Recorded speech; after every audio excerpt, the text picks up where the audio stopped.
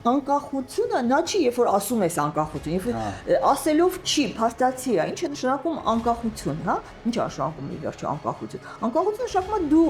եթե դու ես որոշում քո քաղաքական նպատակները եւ հանուն այդ նպատակների դու կարող ես նաեւ Մոսկվայի դեմ հակառակվել Մոսկվայի, իսկ դա արեց հենց Արցախյան շարժումը։ Շուտով դու անկախ ես, այսինքն դու ես որոշում։ Փաստացի անկախացումը ամենակարևորն է եւ իմ աչքի առաջ ես դա տեսել եմ։ Ուրիշ տարբերակ էլ կա Մարինե, որ այդ հայ-ադրբեջանական կոնֆլիկտը հրավիրվել է KGB-ի կողմից, որպեսզի ռեգիոնը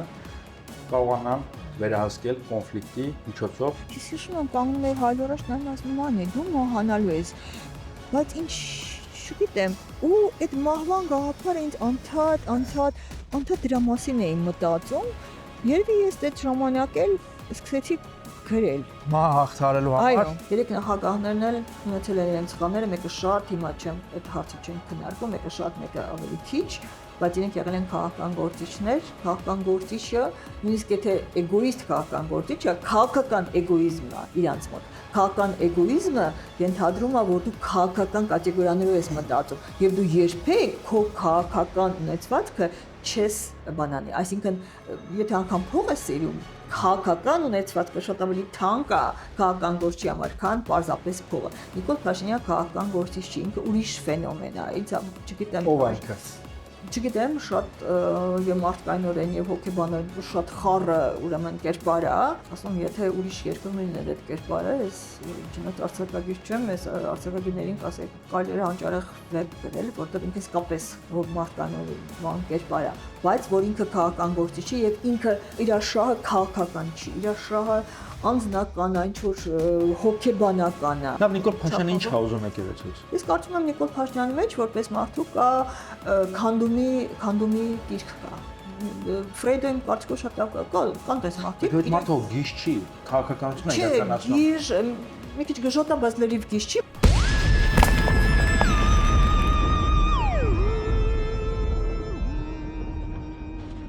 Մարինե, ողջույն։ Ողջույն։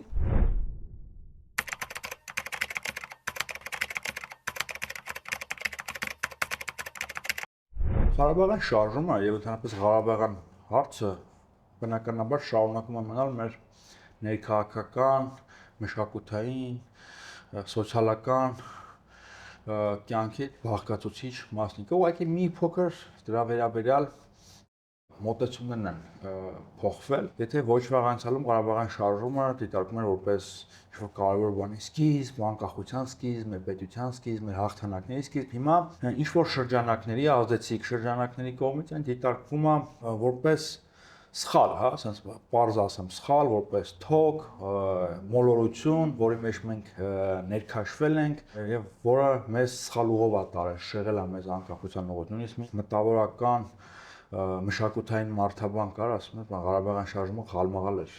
անվանում։ Բայց դուք այն քիչ մարդկանցից եք, որ դեռևս շարունակում եք պաշտպանել Ղարաբաղյան շարժումը եւ մնացել եք վերջին պաշտպաններից մեկը, այդ երևույթի, այդ գործընթացի,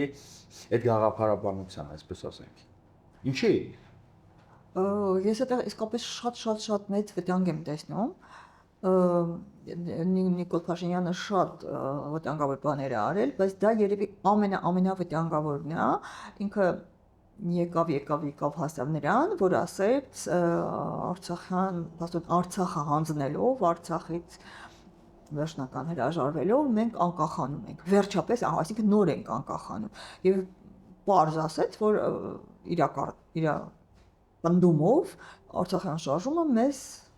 չէր թողնում անկախանալ, հա? Այսինքն ասեց, որ պարտությունը լավ բան է։ Ինքը միջև այդ ասում էր, բայց այնց ուղիղ վերջերս ասեց, փաստորեն այնքան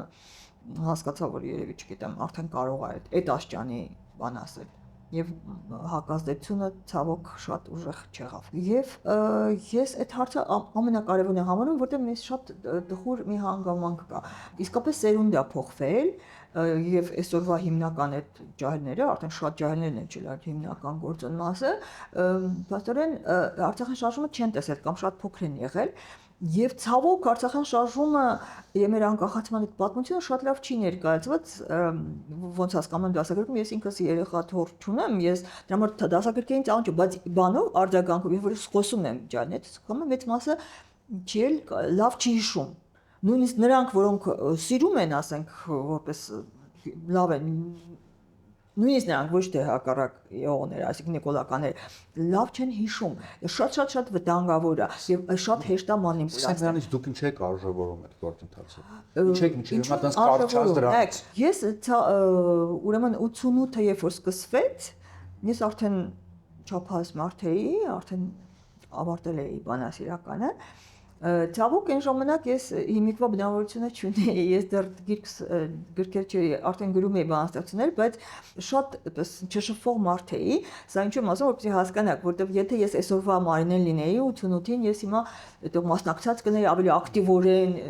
գրողական տուսովկաներ ինչ էիք մասնակցում։ Չէ, գրողական տուսովկաներ, ընդհանրապես մարդկանց հետ դժվար էի շփվում, ինձ բանաստեղծությունը, այն որ երբ որ ես գրքեր հատակեցի, հասկացա, որ բանաստեղծությունը մի քիչ անհամեստ ասեմ, հասկացա, որ ես լավ բանաստեղծ եմ, դա ինձ փոխեց։ Դա ինձ ավելի դարձրեց, ես հիմա 180 աստիճանով շրջվել եմ։ Այն Մարինը, ովքեր ճանաչում են այն ժամանակվա Մարինեին, որը մարդկանց հետ ուղղակի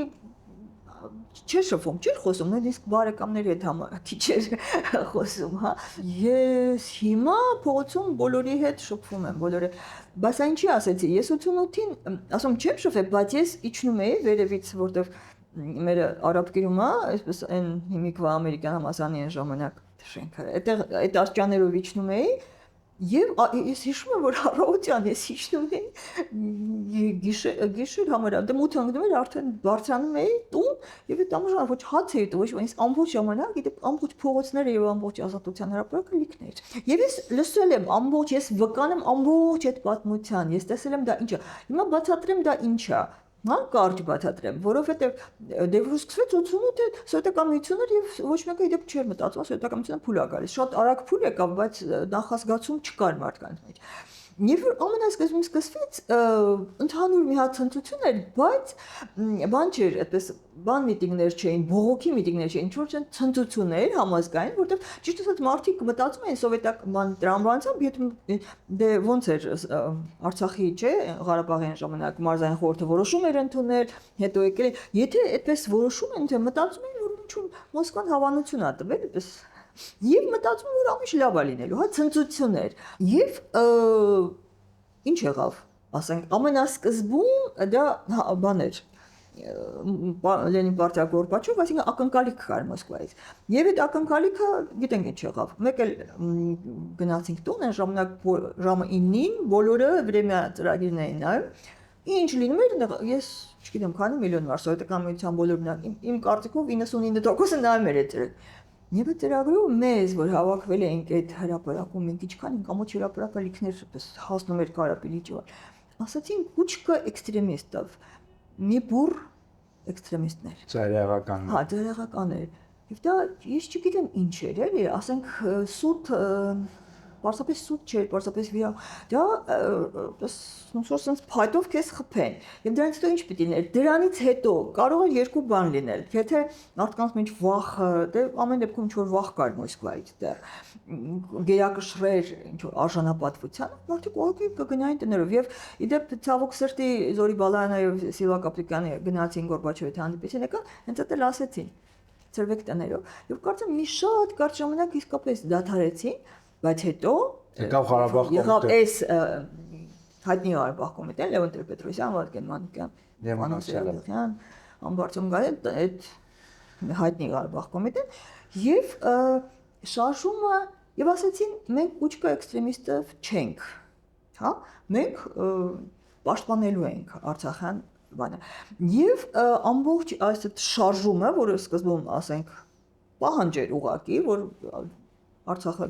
դուրս գա Ադրբեջանի կազմից միանա Հայաստանը, դա արդեն ամբողջ միտինգները եւ այլն ամբողջ խոսքերը արդեն Մոսկվային էին ուղղված եւ սկզբում པարզ քննադատություններ, հետո քան գնաց արդեն ավելի խստացավ այդ քննադատությունը։ Իսկ դա ինչ էր նշանակում, հա, եթե դու սովետական կազմում ես եւ Մոսկվան, որը փաստացի, իհարկե ֆորմալ առումով Հայաստանը առանձին հանրապետություն է եւ այլն, բայց փաստացի Մոսկվան էր ամեն ինչ որոշում։ Եվ եթե դու Մոսկվային քննադատում ես, նշանակում է դու անկախանում ես։ Իհարկե այն ժամանակ կային նաեւ այսպես անկախական կոչված փոքրիկ էին անկախականները շատ փոքրաթիվ հետևորդներն էին եւ սկզբում ինչքանշում ցավոք անկախականները այդպես կոմ չէին Արցախյան շարժմանը բուն անկախական անվանվողները Մինչև հիմա էլ ասում են որ շարժումը շեղվել է բայց ես կարծում եմ դա քաղաքականապես սխալ հաստատ սխալ կոնցեպտ է, որովհետև ճիշտ է Ղարաբաղ կոմիտեն ելնելով զուտ քաղաքական այսպես հաշվարկից ինքը չէր ասում մենք անկախանում ենք եւ այդ պահին անկախացման շանս չէր երևում դեռ Չեք մտածում որ սովետը քանդվելու է։ Չէ, բացարձակ եւ բան չէ, դա կվնասեր Արցախյան շարժմանը, որովհետեւ Արցախյան շարժումը պահանջը այն որ ներկայացված էր այդ մաս խորհրդի որոշում լրիվ բանի մեջ էր ծամանդրությանը համապատասխանում էր եւ շատ հանգիստ հնարավոր էր, այսինքն եւ հնարավոր էր որ սկզբում ասելա ոչ, նաև հետո ասի այո, այսինքն դա շատ հնարավոր է եւ քաղաքական հաշվարկը շատ բարձ թելադրում է որ պետք չի այսպես անկախ, բարձրաբար թե անկախացում ասես լրիվ ուրիշ կոնտեքստի մեջ է սատնում եւ Այսինքն շարժումն էլ անկախ։ Բայց ներողություն, բայց անկախությունը նա չի երբ որ ասում ես անկախություն, երբ ասելով չի, փաստացի է, ինչ է նշանակում անկախություն, հա? Ինչ է նշանակում ի վերջո անկախություն։ Անկախությունը նշանակում է դու, եթե դու ես որոշում քո քաղաքական նպատակները եւ հանուն այդ նպատակների դու կարող ես նաև Մոսկվայի դեմ հակառակվել Մոսկվայի հետ, իսկ դա արեց sense Արցախյան շարժումը, շփում դու անկախ ես, այսինքն դու ես որոշում։ Փաստացի անկախացումը ամենակարևորն է եւ աչքի առաջ ես դա տեսել եմ։ Ես դա տեսել եմ, ես որը այդպես սոցիալությունը չի սիրում եւ անկախությունը ինձ համար այսպես երազանք էր։ Ես չի պատկերացնում, որ այդպես շուտ կգա։ Ուրիշ ձևի էլի պատկերացնում, բայց աչքերիս առաջ դա կատարվեց։ Փաստացի կատարվեց անկախացումը։ Ուրիշ տարբերակ էլ կա, Մարինե, որ այդ հայ-ադրբեջանական կոնֆլիկտը հրահրվել է KGB-ի կողմից, որպեսզի ռեգիոնը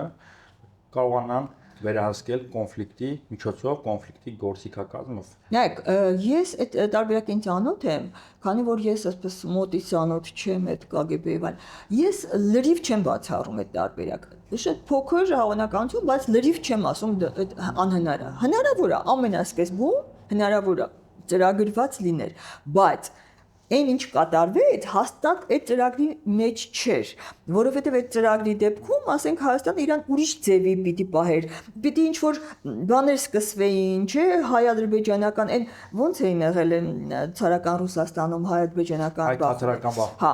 բայց ասեմ, այդպես չեղավ, եւ ասեմ, դες էդ էլ կար, շատ ռեչ են հիշում, որտեվ հետո, երբ որ պատերազմը սկսվեց, այսինքն երբ որ Ադրբեջանը պատրաստվեց, այո, եղել են այնտեղ բռնություն, բայց այդ հետո է եղել։ Ամենասկզբում ազատության հրապարակում հակ-ադրբեջանական կոչեր չեն եղել, ես դա կարող եմ լրիվ վկայել։ Ամենասկզբում ամբողջ պահանջը եղել է Մոսկվայից։ Հակ-ադրբեջանականները ուղղակի թույլ չէին տրվում, հակ-ադրբեջանականի վրա չէր կառուցված պահանջը, հա,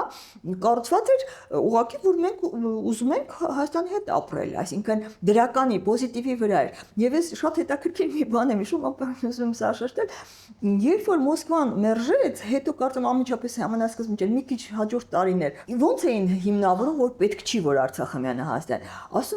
Ասում էին տնտեսապես Արցախին ավելի ձեռնտու է, որ Ադրբեջանի հետ լինի։ Ես չեմ հիշում ինչ էին մանանում, որ այնտեղ հարուստ ադրբեջան, ինչ, բայց հիմնավորում ասում են տնտեսապես ավելի լավ է դու Այդ պատրվակով էր Արցախը միացել Ադրբեջանին։ Չի է այսօր շատ կարևոր, որտեվ այսօր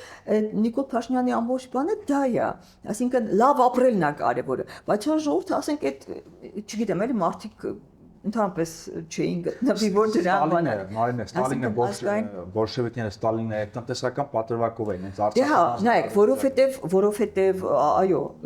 եթե հիշենք սովետի այդ 88-ը արդեն սովետի վերջն էր, չէ՞, եթե հիշենք, ես պատմությամբ եմ հիշում, ես չեմ ապրել սովետի սկիզբը, այո, բոլշևիկյան գաղափարությամբ, եթե նպատակը կոմունիզմի կառուցումը, ազգային խնդիրները արդեն ոչ միայն այսպես կարևոր չեն, այլև ընդհանրապես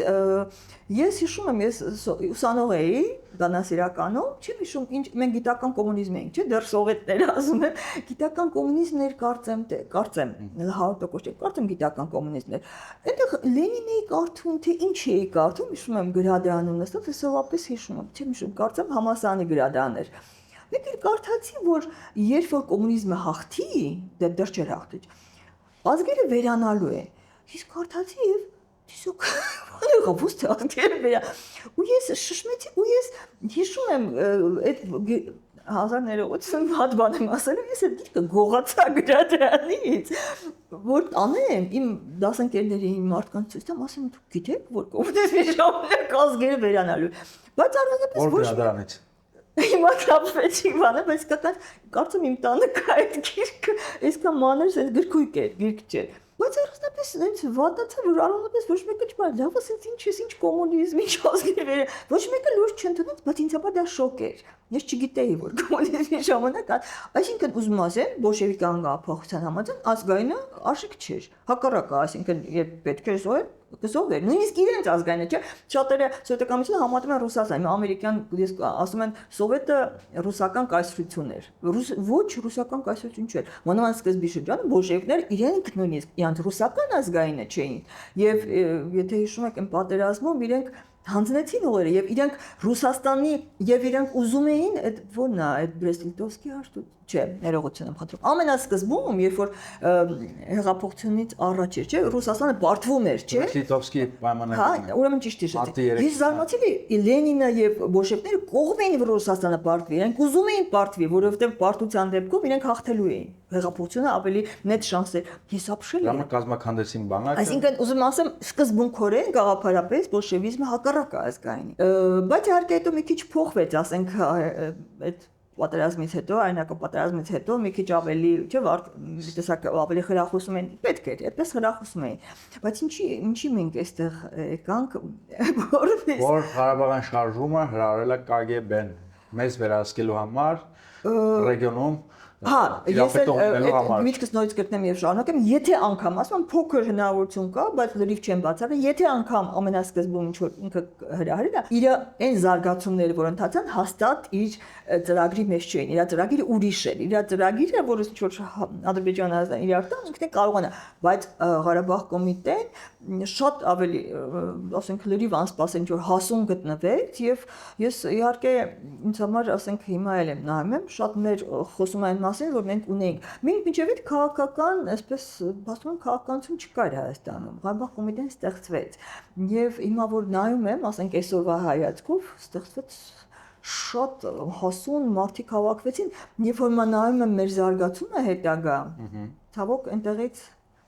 անկումը կատարվել եւ ուրեմն սովետական միությունում իսկապես հավաքվել էր չէ ազգային շարժումները երբ էին սկսել Եղեռնի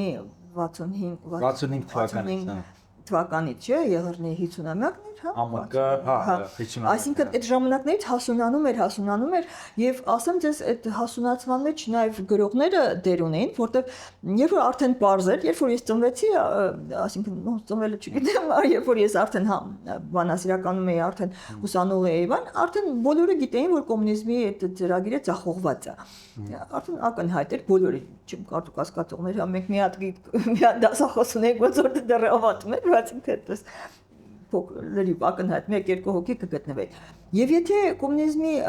ծրագիրը ձախողված էր ուրեմն ինչն էր որ գործում էր որ մարդկանց մտքերի մեջ արդեն կար գրականության մեջ կար ֆիլմերում անգամ սկսվել էին ֆիլմեր պատմական Այն է հարցը ազգային բաններ Զարթոնք հա ռետրոսպեկտիվ մոտ հարցնենք սովետը այսպես թե այնպես փլուզվելու էր Դե այն ժամանակ չենք պատկերացնում այդքան շուտ ու արագ։ Ու մեզ անշատ ասում են, որ դուք ջանք չեք թափում անկախության համար, անկախությունը ձեր վրա վերելուց են գալու։ Այդ ամենամեծ բլեֆն է, ամենամեծ վտանգավոր։ Այդ շատ իսկապես, այդ հին իդեպ նոր բան չի, հիմա Նիկոլ Դաշակ։ Մենք չեմ ուզում ասել, Ղարաբաղյան շարժումը չսկսեինք, առանց կոնֆլիկտի անկախանանք, միգուցե սա այլ որակի երկիր կլներ։ Նայեք, դա շատ շնորհակալ եմ, որ այդ հարցը տվեցի, շատ կարևոր հարց է։ Գիտեք ինչ, առաջին հերթին թվում է մարդիկ հաճախ հավատում են դրան, որտեղ ինչ որ տրամաբանություն տեսնում են։ Բայց նայենք, հիմիկվա հայացքով նայենք, ցավոք մենք այդպես մեր կարծեմ բացն է, մենք Ադրբեջանը այդքան չենք հետևել, իրենց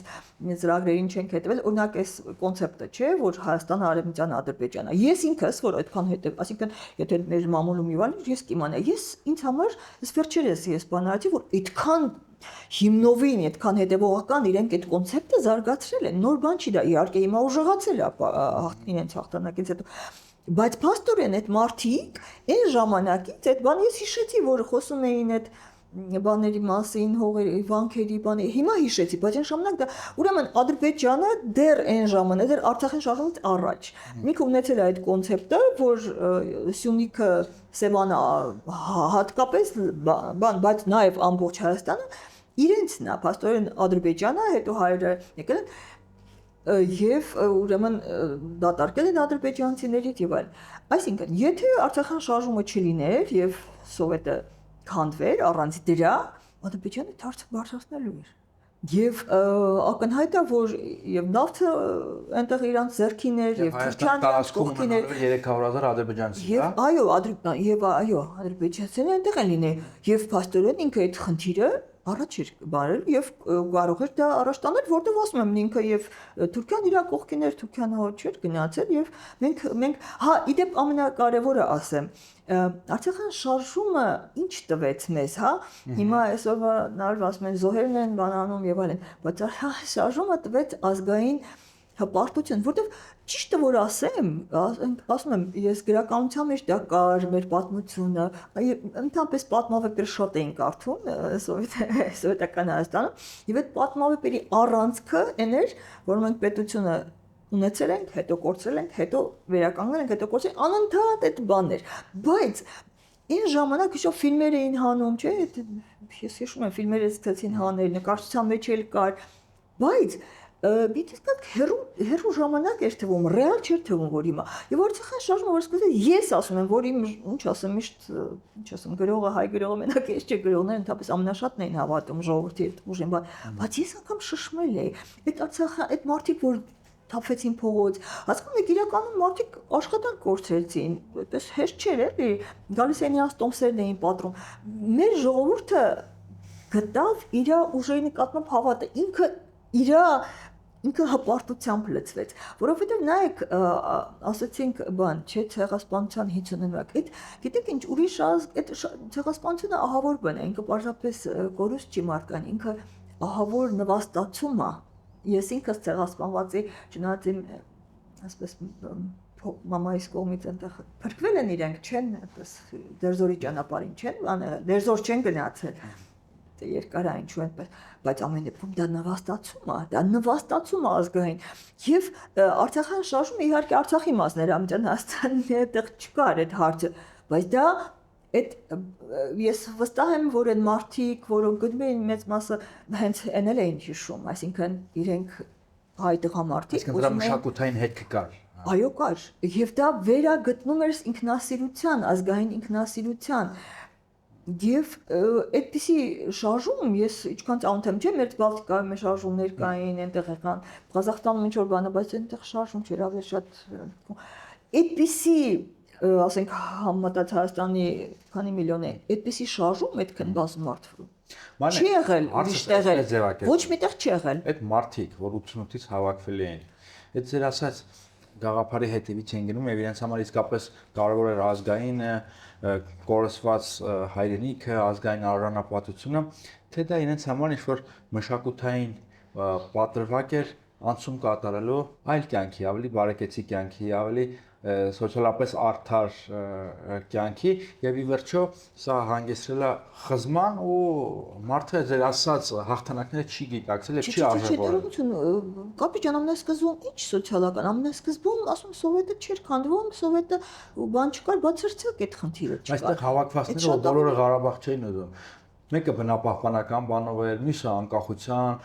Չէ, նայ, իդեպ բնապահպանական միտինգներ եղել են դրանից մի քիչ ավելի շուտ եղել են, բայց այդքան բազմամարդ չէին եղել, ես հիշում։ Ես դրանից չեմ մասնակցել, բայց եղել են։ Կարծեմ ինչ որ Աբովյանում էին, թե որտեղ են, բայց իրենք այդպես այդքան մարդ չհավաքեցին։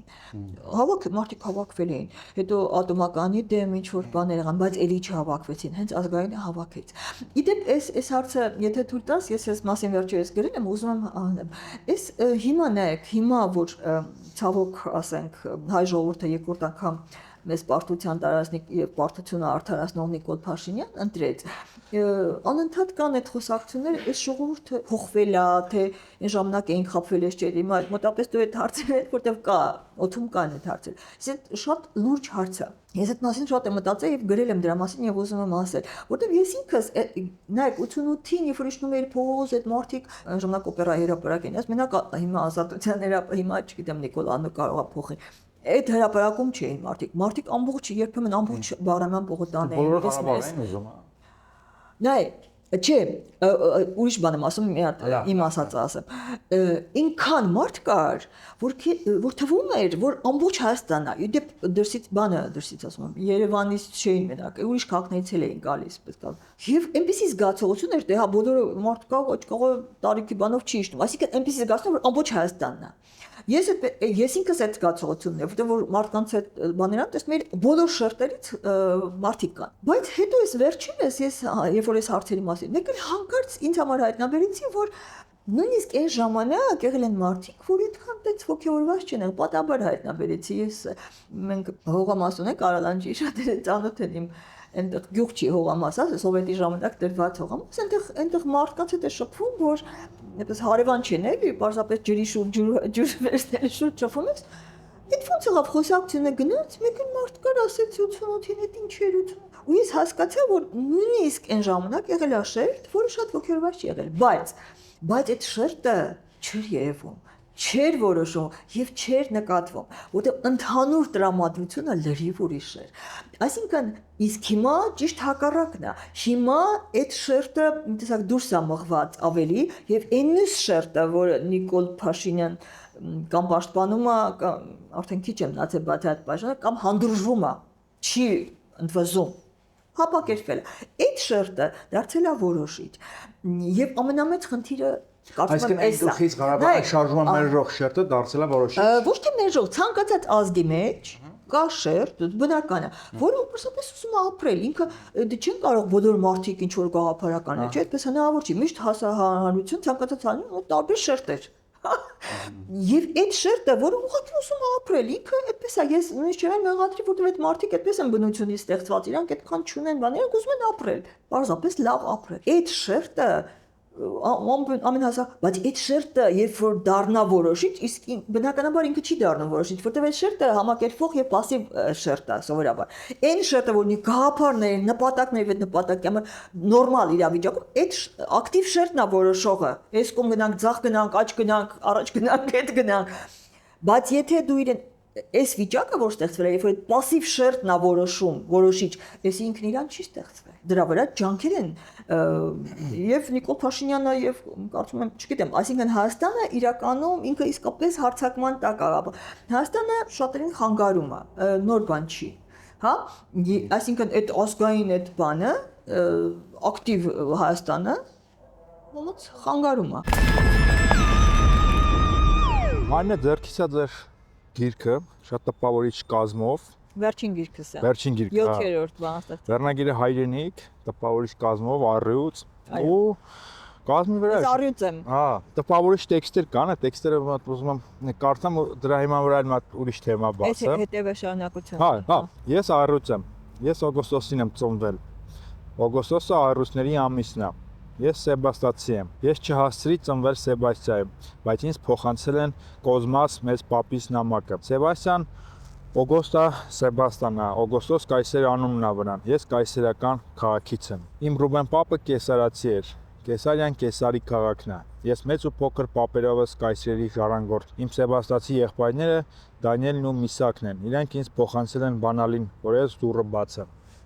Չգիտեմ լավ կարծացի թե չէ, շատ ինձ թվում է շատ հրաշալի բանաստեղծություն էր։ Փաստորեն դուք փոքր հայքից եք, Սեբաստիայից եւ Կեսարիայից։ Այո, մամայիս կողմից, մամայիս հորական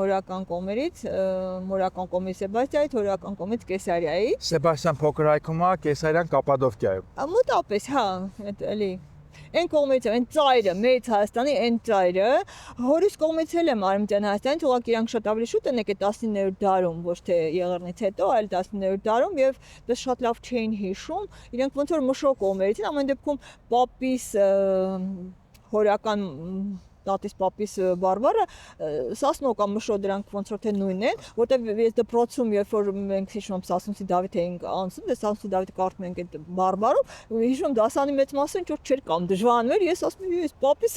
պապս sense այսրանում ախոսում ու դրանից բայց ռուսական պատերազմին երկար ճանապարհ էին անցել, հասել էին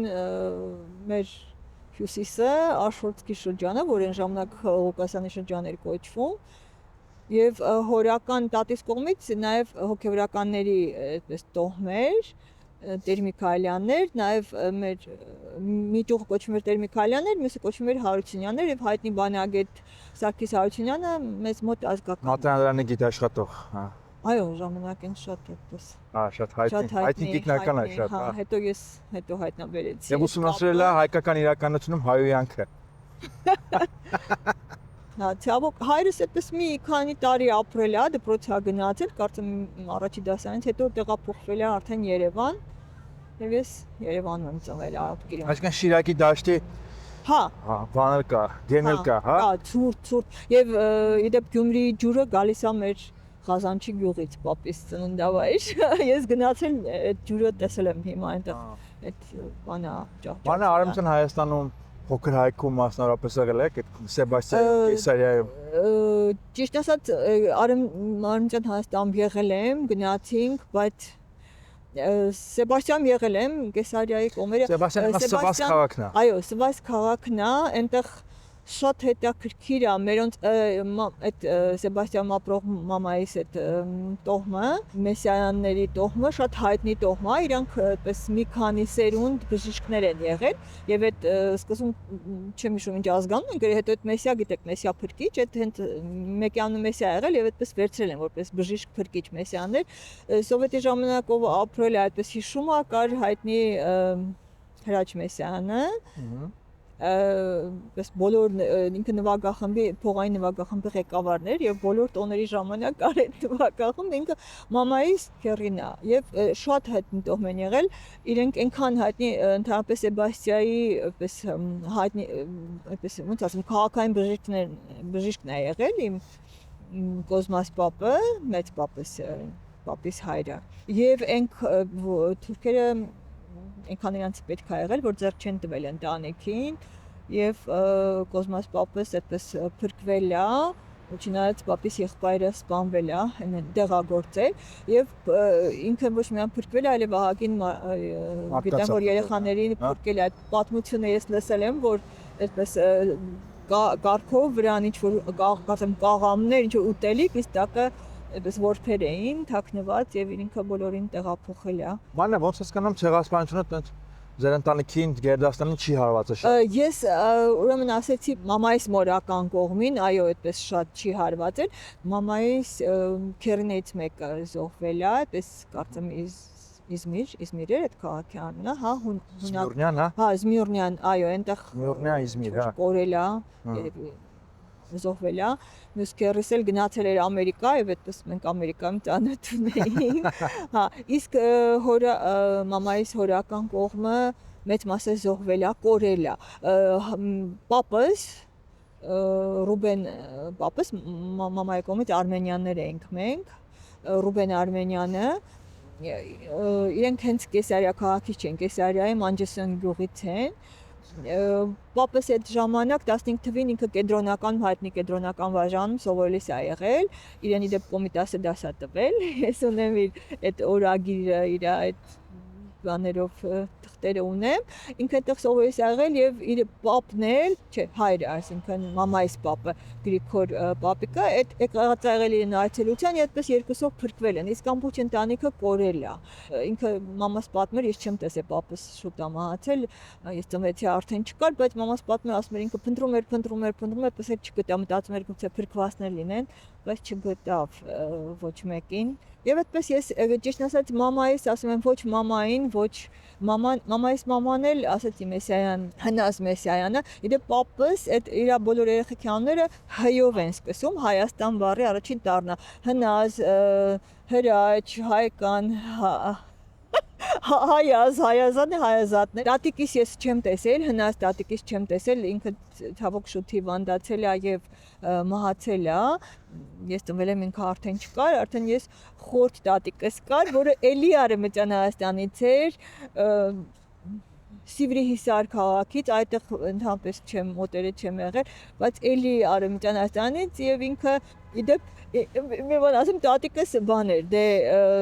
ինքը շատ գրքեր է նվիրել, մեր մոտ գրախանութ կար, մտնում էր այդ գրախանութ անդադ, երբ գար մի գրք էր ինձ նվիրում եւ վրա մակագրում էր հին ուղագրությամբ, ես էլ ապուշիկ պես ասում էի տատ ոնց որ սխալ ես գրել։ տենց հա, բանը ջան, Արևմտյան Հայաստանում ինչ զգացողություններ կան, երբ որ գնացել եք։ Նայ, ես ասեցի մամաս դեռ կենթանի էր, ես ամերիկահայերի հետ ծանոթացա, իրենք ինձ գնալու էին այնտեղ իրենք Ամերիկայում Թուրքիայի հետ էին ծանոթացել, իրենց երեխաներին անգլերեն էին սովորացել, այդպես ծանոթացել, իրենց հրավիրել էին Արևմտյան Հայաստան։ Ես ինձ էլ ասեցին, ես էլ միանամ, այդպես զրուցեցինք Արևմտյան Հայաստանի մասին, ես իրենց հետ գնացի, երբ որ մամայիս ասեցի, ասում եմ մամաս դեռ վերջին տարիներն էին, 2 տարի հետո մահանալու էր, արդեն հիվանդ էր, ես հիշում եմ, ասեցի մամ գնում եմ, չեմ հիշում ոնց ասի Արևմտյան Հայաստանից, մամաս ինձ նայեց, մամաս աշխարհի ամենաբարի մարդն էր, բայց ինքը թուրքերին հիշում էր ինչ ա եղել չերներում։ Հասկացա, որ ասեց մի գնա, բայց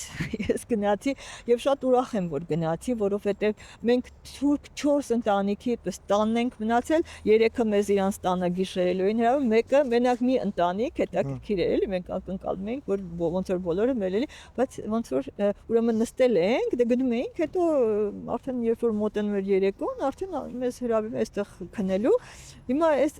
դա Անկարայում էր։ Թուրք ընտանիքեր Անկարայում էր, նստել ենք, ուրեմն այդ ամերիկահայերի հետ Սիլվան հրակը, իրանց երկու երեխաներ, սպասում եք, որ մեզ կասեն այստեղ գիշերը, տեսնեմ չի, ասում Սիլվա ոնց որ չեն ուզում։ Ու հետո գիտեք ինչ տեսա, հետո որ մենք գնացինք իրենց ծնողների գյուղը Կիլիկիայում, բարձվեց, հետո այդ ծնողները մեզ ալբոմը իրանց ցույց տվեցին, բարձվեց ուրեմն այդ թուրք ընտանիքի հարսանիքը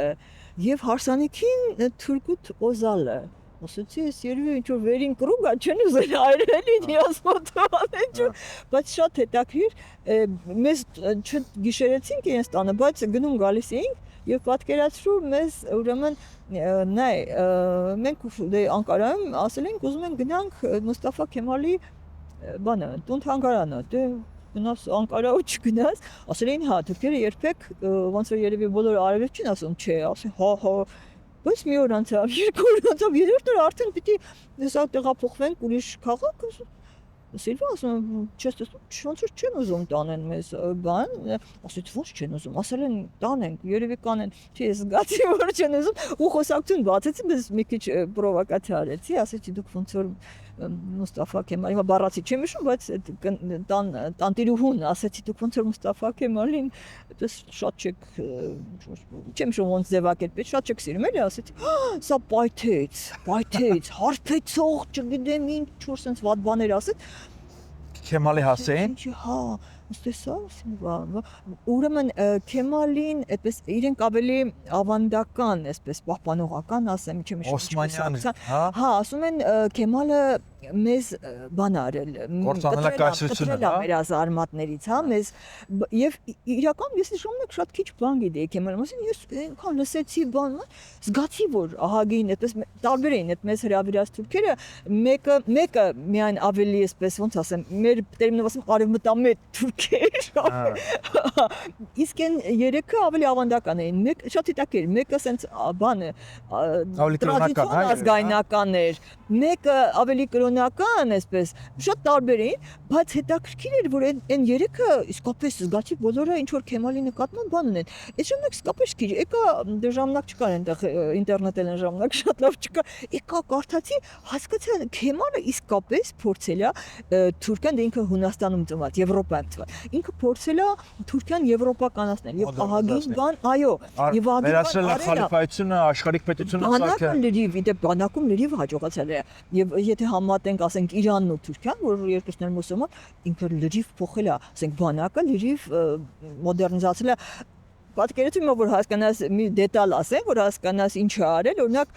ռադիոյով բարձվեց, ես չեմ հիշում, իրանք ասին թե այստեղ եկա կարդացի, ռադիոյով ուրեմն Քեմալի ժամանակ պարտադիր է եղել, որ առնվազն 2 անգամ առավոտյան երեկոյան ընդհանուր ռադիո կար, մի ժամանակ սովետում էլ կար, նույն ռադիոն որ լսում են։ 2 անգամ Մոցարտ հնչի, որ թուրքիական ջը սովորի Եվրոպա կմակասում ես հետ շատ է տակ։ Չեմ շու ոնց եղավ, ես կարծեմ լսեցի, հա, թուրքերը պատմեցին, Մոցարտ հնչեց այնտեղ, իրանք ասեն ջղայնացան, ասին ինչի ջղայնացան, ասացի որ սա պարտադրված է։ Ու էլի բանը, դե գիտեք, այբուբենը ամբողջ փոխել է, չէ՞։ Լատինատարը դարձրել։ Եվ Վահագինն իսկ պատպես արկելել է բանը, ֆեստն արկելել, այսինքն Աշխարհիկ հասարակը Եվրոպական։ Աշխարհիկ, բայց ամեն դեպքում իրենց արմատները Եվրոպայում չեն ախր։ Եվ միջև հիմա իրանց մեջ ջղայնությունը Քեմալի Արասնի նկատմամբ կա։ Ես հասկացա, իդեպ ես այդ մի քիչ վատ երևի ինձ բան դեր խաղաց, ես որ Թուրքիայից եկա, ես որ Թուրքիայի խնդիրները ներսից տեսա, դե հերվից մտածում եմ։ Ուրախացաք, հա։ Հա, չէ, ոչ մի ուրախաց, ես մտածեցի, ես երկիրը ինչքան թույլ տեղեր ունի, տենց այդքան բան չվախենանք, էլի։ Նու մի քիչ արայնացա այսօր տեղը, բայց այն ժամանակ հաղթած ժամանակներ եւ վերադառնանք ձեր Գերդաստանին։ Հա։ Այդ Գերդաստանում մամայի կողմից, պապայի կողմից գրողներ եղել են։ Ուզում եմ հասկանամ որտեղից է բանաստեղծման Պետրոսյանը։ Հա, չէ, գրողներ չեն, մենակ ասեմ, որ մերոնք Սեբաստիան որ ապրել են Վարուժանի հետ, ճիշտ ասած մի քիչ հստակ չի այդ բաներ փաստաթղթի չկան, ասում են Վարուժանեն ստան կողքն են ապրել, հետո Վարուժանը կարծես դա։ Իդեպ որ ասեմ, ես կմոռանամ մի բան ասեմ, էլի իմ մամայիս Գերդաստանից մամայիս մեծ տատիկիս իրան ասում էին քուրացու, ինքը տատիկիս քույրը չի, կիսաքույրն է, էլի, ինչ որ կարծեմ հոր կողմից նույնն են, մոր կողմից տարբեր։ Երբ որ 15 թիվը սկսվել է, արդեն հասկացել են, որ կոտորածներ են սկսվում։ Ինքը կարող էր փրկվել, որովհետև բաներ, ինքը թուրք մի հատ տղա կար, չեմ հիշում ինչ, այդպես կարծեմ հարուստ թուրքի, իրանց իր արված էր եւ ուզեցել է, հասկացել է, որ հեսա եւ ուզեցել է տանի ամուսնանը, կմերժել է եւ հրացանա վերցրել եւ գնացել կռվել է եւ այդ դեպք մի հատ ոչ շատ հայտնի վեբ կա, որտեղ իրա մասին կա եւ կռվել է փաստորեն թուրքերի դեմ ու զոհվել է այնտեղ։ Իդեպ ես որ սկսեցի հետաքրքրվել, դե փոքր ժամանակ այդքան չէի ցավոք, երբ որ կային իմ մամայիս տատիկը չկար, բայց մամայիս մորաքույրները կային, կարող է իրենց հետ հիմարի պես ես այդ ժամանակ ուրիշ բաներով էի տարված, չեմ հարցրել, բայց բարեբախտաբար մամայիս այդ բանից ակին փաստաթղթեր ես տարի խոստանում եմ կամերայի առաջ պիտի դրանցով զբաղվեմ, գուցե հրատարակեմ։ հա։ Եթե ես ասենք, չգիտեմ, շատ փոքր չեմ, ես դե չանեմ, ով է անելու, ես ժառանգ չունեմ։ Մոռացվել է։ Շատ կարևոր բաներ, բայց մի բան մոռացա Վարուժանի, հա, Վարուժանի առնչությունը։ Հա, ես բարձեցի, որ այդ Սեբաստիան քաղաք է եւ նաեւ մարզ է։ Մեր մարզի Սեբաստացի են եւ Վարուժանը եւ Անդրանիկը նաեւ, Անդրանիկի այդ գյուղը շապինգ արայսարն է, էլի Սեբաստիայի մարզում, բայց ուրիշ քաղաք է։ Մեծարենցն էլ է այդ կողմերի, այսինքն հասկացա, որ Մեծարենցը Վարուժանը, բայց իհարկե եթե ուզում եք ասել ինչպես ես սկսեցի գրել, գրելը անձնական պատմություն է, այդքան կապ չունի բանի հետ։ Ես փոքր ժամանակ, ովքեր ինձ տեսել են, մանկապարտեզում դպրոցի առաջին դասարաններում, ես շատ այսօրվա Մարինեն չի, լրիվ հակառակ Մարինեն էի, ոչ մեկի չշփվող, ամաչկոտ, մենակյաց, այդպես Եվ չգիտեմ ինչի, ես շատ սիրուն երեխա էի, ես ամենալավը հագնում էի այդ քերից, որ պատմեցի Ամերիկայում, ինքը ժամանակ երեխեքը այդքան լավ չէին հագնվում, դահավոք, բայց ինքը Ամերիկայից ինչ շորեր էր ուղարկում, տիկնիկներ էր ուղարկում, ես հիշում եմ այդ շորերը, այսինքն ամենասիրուն, լավ հագնված երեխան էի, մամաս առողջ էր, պապաս առողջ էր, ինձ շատ սիրում էր, ոչ մի խնդիր չկար, բայց ես անդադ ինձ տխուր էի զգում։ Անդադ մահվան կոմպլեքս չէր դա, մահվան, չեմ հիշում ոնց էր, որտեղի կարդացի թե լսել որ մարդիկ մահանում են եւ ահավոր բան էի դարդոտվել, ոնց թե մարդիկ մահանում են։ Անդադ մահվան մասին է։ Դες դա մասին գրում շշմելու մի հատ բան է։ Ես հիշում եմ կանգնում էի հայր առաջ նայում ասում մանե դու մահանալու ես։ Բայց ինչ չգիտեմ։ Ու այդ մահվան գաղափարը ինձ անդադ դրա մասին էի մտածում։ Երևի ես այդ ժամանակ էլ սկսեցի գրել։ Մահ հաղթարելու համար։ Այո, երազումս ես հիշում եմ մի հատ երազ եմ, դες այնքան փոքր էր, չեմ հիշում։ Ձմեռ պապի նման, բայց ձմեռ պապ չէր։ Ինքը սենց գալիս էր ու ես հասկացա, որ ինքը ինչ որ բան է ասում։ Ու երբ ասում էր մայնի գրի, ու սկսեցի գրել, ես շատ շուտ եմ սկսել գրել, բայց այդ տետրով մնացել է։ Բայց բուն այն ժամանակ ասում որտեվ ես ամաչկոյ բան, ես փոսի դպրոցն եմ գնա, թե ես այդպես որ գնանք, այդ Այսինքն հարազատ թաղերում ենք Բաղրամյանում։ Հա, փոսի դպրոցը հայտնի է ժամանակ էլի բան դպրոց էր։ Կոչվում են հատուկ դպրոցներ։ Ես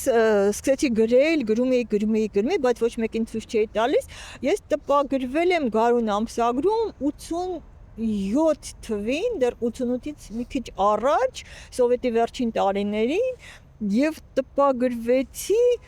պատկերացրեք, մեկ էլ ես կիսախորդ մորաքույր ունեի Մոսկվայում, ինձ զանգեց, ասեց, ես քո գիրքը գրադանում վերցեցի եւ կարդա պատկերացնես, գիրքը հայտնվել է Մոսկվայի գրադում, Գարուն էլի, ներողություն գիրքը չէ։ Չողոք հետաքրքիր է, հիմա որ հիշում եմ ինչ էր, էլի, միանգամից տպագրվել էր ու միանգամից հայտնվել էր Մոսկվայում։ Եվ այդպես տպագրվեցի եւ շատ արագ բավական, երբ որ ես գացի, որ իմ բանաստեղծները լավն են, ոնց ասեմ, դե մինչև էլ է մտածում էի, որ լավն են, բայց մի քիչ ուրիշ է տպագրվել է եւ հեշտ ստացվեց իրականություն։ Կամաց ես փոխվեցի եւ կամաց իհարկե ոչ մի անգամից, բայց ի վերջո դարձա այսօրվա Մարինեն։ Ով դες դիմավորեց դրական աշխարհում։ Մահվան Մատդ միտքը վերջացրեք մահվան վերաբերյալ ես մահվան վախը կորավ, չնայած ես ասեմ, հետո այդ ժամանակ, երբ որ արդեն գիրքս տպագրվեց, նոր սկսվեց, ես արդեն առողջական լուրջ խնդիրներ, ես 2 անգամ քաղցկեղի համար վիրահատվել եմ, ասիկա մահը այն ժամանակ բան էր, ուղղակի վերացական, այս անգամ առաջ ես, բայց ես հիմա մահից չեմ վախենում։ Պատկերացնենք ես 88-ի շարժման մասնակից եմ, դուրս եմ գալիս, Գորնում Ղարաբաղ, Միացում Հայաստանին, եւ հետո լինում է պատերազմ։ Ես կորցնում եմ սովետի ժամանակ իմ ամբողջ կյանքի կուտակած ունեցվածքը, տեսնում եմ, որ լիքը շուստրիներ, հանցագործներ, քաղաքական ինչ-որ գործիքներով, նույնիսկ պատերազմը շարքելով հարստանում են, հետո տեսնում որ պետությունը իմ նկատմամբ ոտնձգություններ է անում, չգիտեմ, տեսնում կեղծված ընտրություններ, տեսնում քաղաքական բռնություններ, եղի պետք է հավատնամ Ղարաբաղյան շարժմանը ընդհանրապես։ Տեսնում եմ հաբրգած գեներալներ, տեսնում եմ անարդարություն, տեսնում եմ կոռուպցիա, տեսնում եմ Կաշառքով բանակից ազատվել։ Նախ այդ ամեն ինչը, այդ որ լավ, դու չասիր, էդ էլ ասեմ, որ սովետական միությունում ճիշտ է, այնպես մի որոշ նոմենկլատուրային, ասենք, մի քիչ ավելի լավ էր ապրում, բայց ընդհանուր, որ այսօրվա հայացքով նայում ես, այսօրվա տես խոշոր հաշվով մարդիկ հիմնականում նույն բան ունեին, այդպեսի տարբերություն աղքատ հարուստ չկար, եւ մեծ մասը ապահով էր։ Այսինքն հարուստ չէր, որտեղ Ամերիկայից լուրեր գալիս էր հարուստ, բայց ապահով էր, այսինքն սոված չէր եւ վտանգ չէր տեսնում։ Իդեպ դրա համար էլ ցույցերի ժամանակ իրանք հանգիստ բաներ անում, որտեղ սոված, երբ որ դու չգիտես ինչա սոված լինելը, դու վախ չունես էլի դրանից, այլի շատ իդեպ իսկապես հետո ես ինքս հետո հասկացա դա սովետի բանն է, սոցիալական ապահովություն։ Բայց Արցախյան շարժումը, ասենք սովետի քանդվելու մասին չէր եւ բայց համընկավ։ Դա շատ վնասել է Արցախյան շարժումը, որտեվ ասենք ես հիմա կողքից վերլուծելով հասկանում ես, որ դրանք իր հետ կապված չեն, այսինքն Արցախյան շարժումը չքանդեց սովետը, հա? Անկախացում, իդեպ երբ որ ես ասում եմ անկախացում Հայաստանը, հիմա զգացի, որ կարող է մարդիկ ասեն հակասական բաներ ես ասում։ Անկախացումը չէր ենթադրում անպայման սովետի քանդում, անկախացումը իդեպ կարող է լինել նաև ուրիշ ճանապարհով, կարող է լինել ֆեդերացիա, չգիտեմ ինչ։ Իդեպ այդ նույն սովետի առաջնորդներից մարդիկ կան, որոնք պնդում են, որ միության փլուզման գործում մեծ դեր է խաղացել Ղարաբաղյան շարժումը, արագացրել է process-ը, լուրջ խնդիրներ առաջացրել, օրինակ նույն Ռուսլան Խազբուլատովն է պնդում, որը ուչի առաջնորդներից է։ Ինչին անհիմն պնդում չի, այո, այն սովետը, որը կար, այո, Ղարաբաղյան շարժումը, որտեղ ինքը տենց լրիվ չէր տեղավորվում, նայ, որտեղ ֆորմալ ասացի, որ պահանջը, Արցախյան պահանջը չէր հակասում սահմանադրությանը, բայց սովետական միությունը ամենավերջում սահմանադրությունը չէր գործում, ինքը այսպես ֆորմալ պետություն էր, եւ երբ որ մարդիկ սկսեին, ասենք, այդպեսի պահանջներ, ինքը, այո, որտեվ կարող է, բայց ես կարծում եմ ինքը ավելի հավանական է, կար այդպեսի տարբերակ, հիմա բանա, ինձ համար օրինակ ցանկալի տարբերակ է այսօրվա հայացքով, սովետը կարող էր ոչ թե պարզապես փլվել վերջնական, այլ կարող էր վերափոխվել, Հա, իդեպ Գորբաչովը դա էլ ուզում էր անել, ուղղակի ինքը այդքան բան չէ։ Որպես տնտեսական միություն մնար։ Այսինքն որպես ֆեդերացիա մնար, որ պետությունները ոնց է առաջարկ կար 500 քայլ Явլինսկի։ Այսօրվա հայացքից դա շատ լավ տարբերակ է։ Ասենք Եվրամիությունը ոնց է, ինքը միություն է, չէ՞։ Եվ որոշ բաներ զիջած են, չէ՞։ Ինքնիշխանության Բայց մենք կարող էինք լինել այդպիսի բան, սովետական միություն։ Իդեպ սկզբում ոնց որ տենց հույսեր կային, երբ որ ստեղծվում էր այդ ինչ էր կոչվում։ Հիշում եմ Լևոն Տեր-Պետրոսյանը որ գնացել էր, չէ՞։ Իդեպ Լևոն Տեր-Պետրոսյանը կոմունակիստներից էր այդ որ կնքեցին համաձայնագիրը, բայց դա չաշխատեց եւ Սովետի փոխվարչապետներից մատ Явլինսկի կար, ինքը տենց ծրագիր էր առաջարկել։ Եվ փաստորեն մենք ինչ արեցինք այսօրվա հայացքով, դա իդեպ այդ հարցից հետ կապվում եմ, կարծես ես ուղղակի չպատասխանեցի։ Մենք ոչ թե ասենք սովետի ամբողջ վատ բաները տեսած լինելով մենք ոչ թե այդ վատ բաներից հեռացանք եւ ասենք փոխեցինք նոր տիպի մի հատ բանի, այլ մենք լրիվ ընտրեցինք ամերիկյան տարբերակը, որը մեծ մասը, բայց Հայաստանը հաստատ կարող եմ ասել, մենք հաստատի անկախանալուց հետո մենք Ամերիկայի չէ գալիս էին մեզ բացատրում էին ոնց անենք, ինչ անենք, մենք տնտեսական տարբերակ ընտրել ենք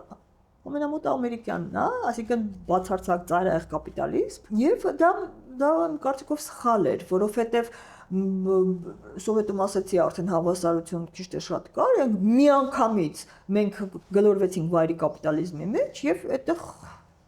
մի փուճուրիկ մասը արագ հարստացավ, իսկ այն մեծ մասը կտրուկ սոցիալական, բայց դա խուսափելի էր։ Դե գիտեք ինչ չէ, ուրիշ տարբերակներ կան, ես հիշում եմ սկզբում ասենք կոմունիստական կուսակցության շատ հետաքրքիր ղեկավարներ այնտեղ տարբերակներ, սոցիալիստներ կային, ասենք ծախեր, հետո կամաց վերացան։ Չգիտեմ Հիմա հետադարձով հեշտ է ասել, բայց ես կգադասեի, որ մենք իդեպ մեր բալտիկյան երկրները օրինակ դա արեցին, իրանց մոտ սոցիալիստները հաղթեցին, չնայած իրանք էլ ոնց որ թե այդքան հաջող, բայց հիմա իրանք քնեցին, արթնացան, հայտնվեցին բայց այդ հարցը չպատասխանեցի, քանի որ Արցախյան շարժումը համընկավ սովետիկ հանդվելու հետ, ինքնին արդեն մարդկանց գիտակցության մեջ բնականաբար հոգեբանորեն, եթե մի բան իրար հետ է կապվում, չնայած փաստացի կապ չկար, բայց նաև ցավոք ամենամեծ սխալը, որը մեզ բերեց հանգեցրել այսօրվան, որ այդ սոցիալական այդ դժգոհությունը, սկսում դժգոհությունը, դու արդեն ատելությունը բոլոր քաղաքական ընդդիմությունների կողմից օգտագործվեց, համարյա առանց բացառության բոլոր օգտագործել են ամեն մեկը իր լեքսիկոնով, առաջինը Լևոն Տեր-Պետրոսյանի դեմ էր, գիտեք, մազոտ լափող, չգիտեմ ինչ եւ այլն, հետո Լևոն Տեր-Պետրոսյանը հեռացավ այն մյուսները, համարյա բոլորը օգտագործել են այդ լեքսիկոնը եւ մարդկանց մեջ սոցիալական պոպուլիզմը դարձավ։ Այո։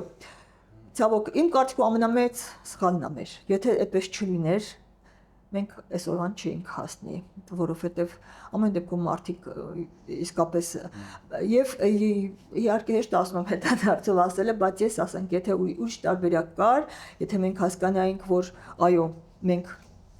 պատերազմը իդեպ անդադ պետք է հիշեցնել, մարդիկ դա էլ չեն հիշում, պատերազմը Ադրբեջանը սկսեց, բայց մենք հաղթեցինք եւ առաջ գնացինք, բայց մենք իհարկե Բայց մենք հաղթել ենք, դա էլ է կասկածի տակ։ Մենք հաղթել ենք, այո։ Պատերազմը միգուցե չենք հաղթել, ճակատամարտն ենք հաղթել կամ միգուցե Դե այսօրվա վիճակով հազգուսակալից, բայց եթե պետք էր ժամանակ ռուսները օգնեցին, հաղթեցիք։ Իդեպ այդ հարցը շատ բան է, քեզ կասեմ, ես քանի որ դու ես ավելի հարցեր տվող եւ այլն, հստակ ես այս վերջերս հասկացա, որ նույն թեզը կար նաեւ Ադրբեջան, այսինքն Ադրբեջանին էլ է շատ օգնել։ Եկեք այդ բաները բացահայտենք, ասենք, որ հասկանանք, որ ինքը մեզ չի օգնել, ինքը երկուսն են ժամանակ էլ օգնել է, բայց մենք հաղթել ենք, մենք ենք հաղթել, այո, եւ ես այդ գիտեք, հիմա այդ հարցը որ տալիս ես երբ որ հաղթանակը կորցրինք, ես նոր Այն ժամանակ էլ գիտեի, որ մենք հաղթել ենք, բայց այդ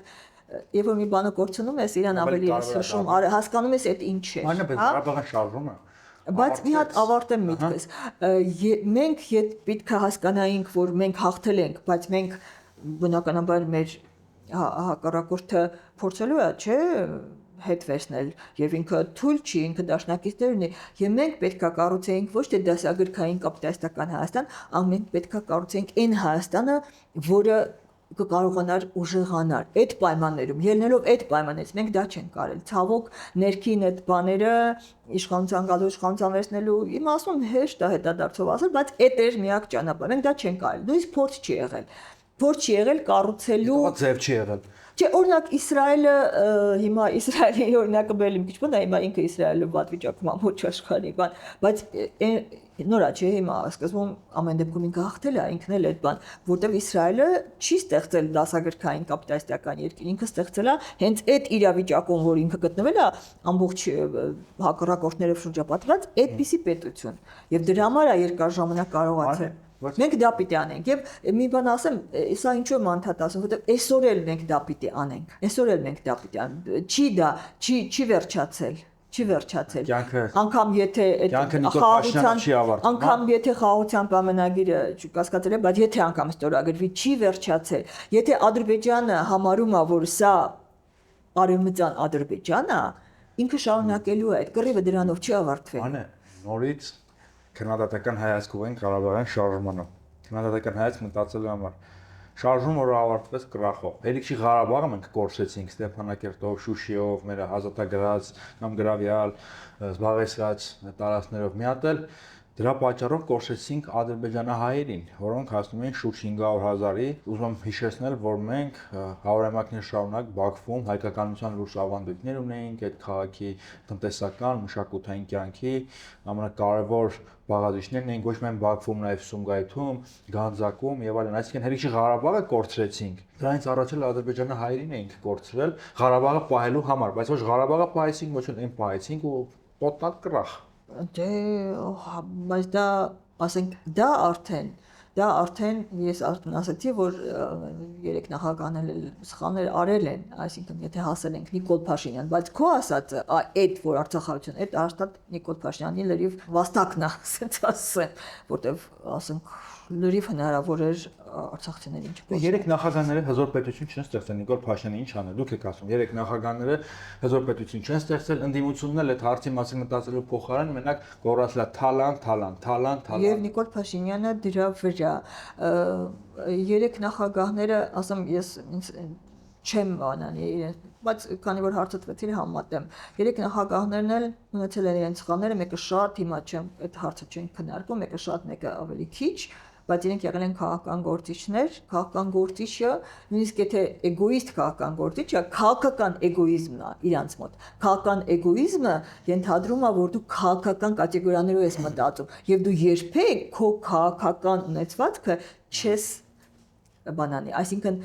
եթե անգամ փող ես սիրում, քաղաքական ունեցվածքը շատ ավելի թանկ է քաղաքական գործի համար, քան պարզապես փողը։ Նիկոլ Փաշինյանը քաղաքական գործիչ չի, ինքը ուրիշ ֆենոմեն է, ինձ չգիտեմ։ Ով է ինքը։ Չգիտեմ, շատ եւ մարդկայնորեն եւ հոգեբանորեն շատ խառը ուրեմն կերպար է, ասում եթե ուրիշ երկրում լիներ այդ կերպարը, ես ջնած արձակագիր չեմ, ես արձակագիրներին կասեի կարելի է հանճարեղ վեբ գրել, որտեղ ինքը իսկապես որ մարդկանորեն կերպար է, բայց որ ինքը քաղաքական գործիչ չի եւ ինքը իր շահը քաղաքական չի, իր շահը անձնական է, ինչ որ հոգեբանական է, հա, ինքը այն ինքը ինչ անում է, հələ Արցախը տոնենք, Արցախը բարդ է, այն ինչ ինքը ասենք անում է Լևոն Տեր-Պետրոսյանի հետ կապված ինչ էր ասում, ինչ էր անում։ Այդտեղ բացարձակ, նույնիսկ այդտեղ քաղաքական, ոչ միայն քաղաքական, նույնիսկ իր եսասիրական, ասենք, բանն էլ չկա, որ ինքը քաղաքականապես փրկիչ է, այդ զուտ ինչ որ անձնական վրեժ է, եւ դա շատ ակնհայտ է։ Այսինքն մենք կարող, չգիտեմ, այսպես ստացվեց, դա ես ասում եմ, ես ժողովրդին ինչպես չեմ մեղադրում, բայց մեղադրում եմ մեր այդ խավին, մենք հանդուրժում ենք մի մարդու մեր նավիղեկի մոտ, որը հերոստրատն է, ինքը կարող է բանանելու համար, պատմության մեջ մնալու համար, ընդհանրապես ոչ թե կարող է, այլ անում է, փաստացի ինքը վերացնում է Հայաստան։ Իդեպ այս վերջերս հարցազրույցներում ինձ բաներ են անում, ասենք ես դեմոկրատիայի դեմ եմ խոսում, ես երբեմն բռնության կոչեր եմ անում։ Գիտեք ինչ, Նիկոլ Փաշինյանը այն բաներն է անում, որ Նիկոլ Փաշինյանն հեռացնելը իմպերատիվ է։ Եվ շատ ավելի իսկ իմպերատիվը բացարձակը դեմոկրատիան չի, բացարձակը մեր երկրի։ Ինչպես դեր ասացի այդ կաված 2021 թվականին ձեզնից ես նորից հարցազրույց էի վերցնում, ավելի 21 ավելի փոքր հարցազրույց էր։ Ընտրությունների ակտիվ շրջափուլներ եւ այս նույն հարցը ձեզ տվեցի արդյոք արժի նաեւ հանուն Նիկոլ Փաշինյանին հեռացնելու նահանջ կատարել ժողովրդավարությունից ինչ-որ ազգային պետական շահեր պաշտպանելու նպատակով դուք ասացիք հա, նույնիսկ Ալա Քոչարյանն համար կասկածելի, ես իքս Քոչարյան իհարկե կարելի է, որտեվ այդ պահին Քոչարյանը կարող էր հաղթել, չկարողացավ, բայց կարող էր։ Բայց ինձ համար դա բան է, ես այս վերջի շատ եմ խոսում, բայց ասեմ, դեմոկրատիան ինքնին, անգամ դեմոկրատիայի հայրենիքում չի դիտվել որպես ամենա գերադասելի ձևը, դիտվել է որպես լավ ձևերից մեկը, այո, եւ եթե պետքա, ինքը նաեւ եւ ունի լուրջ քննադատներ, օրինակ Պլատոնը։ Այո, բայց այն ժամանակ, իդեպ նույնիսկ դեմոկրատիայի ժամանակ էլ նենց չի որ, ասենք, դեմոկրատիան տենց բան չէր, էլի դեմոկրատիայի ժամանակ այն ստրուկներ հիշում եք, չէ՞, սրկատվությունը չէր, այսինքն այնպես բան չէր, էլի աշխարհը ուրիշ էր այն ժամանակ։ Հետո ամենակարևորը այսօր դա դա ինքնին դեմոկրատիան բացարձակ արժեք չի, ինքը արժեք է, անշուշտ արժեք է եւ շատ լավ ես կլինի որ այնպես լինի որ դեմոկրատիա Հայաստանը իդեպ դեմոկրատական բաներ ունի հակումներ, մեր ժողովուրդը քանի որ մենք արիստոկրատիան շուտ կորցրել ենք ավելի բանը, մարդիկ իսկապես իրար հավասար են եւ դեմոկրատիան Հայաստանում կաշխատի բան, բայց մի բան Այդ մի կողմ, այսօր դեմոկրատիան կլասիկ իմաստով համարը ոչ մի տեղ չկա, դեմոկրատիան օխլոկրատիա է փոխվել, որովհետև այսօրվա աշխարհում որ այսպես ամեն ինչ փոխվել է, նայեք դեմոկրատիան ինչ որ հանգիստ միջավայր է պահանջում, իսկ այսօր երբ որ կա բանը ուժեղ բան, քարոզչական հարձակումներ, որ մենակ Հայաստանում չի այդ խնդիրը, ամբողջ աշխարհում կռիվ է, մեծ կռիվ է, եւ ասենք նայեք, ասենք չգիտեմ Ամերիկայում ինչա կատարվում, ասենք դեմոկրատիայի հետ։ Դեմոկրատական կուսակցությունը պարտվեց Ամերիկայում, չէ՞։ Նա ինչա կատարվում Եվրոպայում ուրիշ խնդրեմ է։ Ուզում ասեմ, այսօր դեմոկրատիա ասվածը չի աշխատում։ Դեմոկրատիան չի նշանակում բարձրապես քանակական, այսինքն ով որ շատ, նայեք, ով որ շատ ձայն ստացավ, ուրեմն ինքը պետք է անդրի դա բան է, որովհետև շատ ձայն ստանալը կարող է կատարվի քարոզչական հարձակման, ընդ որում շատ վտանգավոր հարձակման եւ ներքին բանում կա մեր տեսնում եք ինչա կատարում ներքին քաղաքական այդ վեճերը արդեն վերածվել են չգիտեմ ինչի էլի հայհոյախոսության եւ դրսից հարձակումներ հիմա այդ դեպքում երբ որ ինչ ասեմ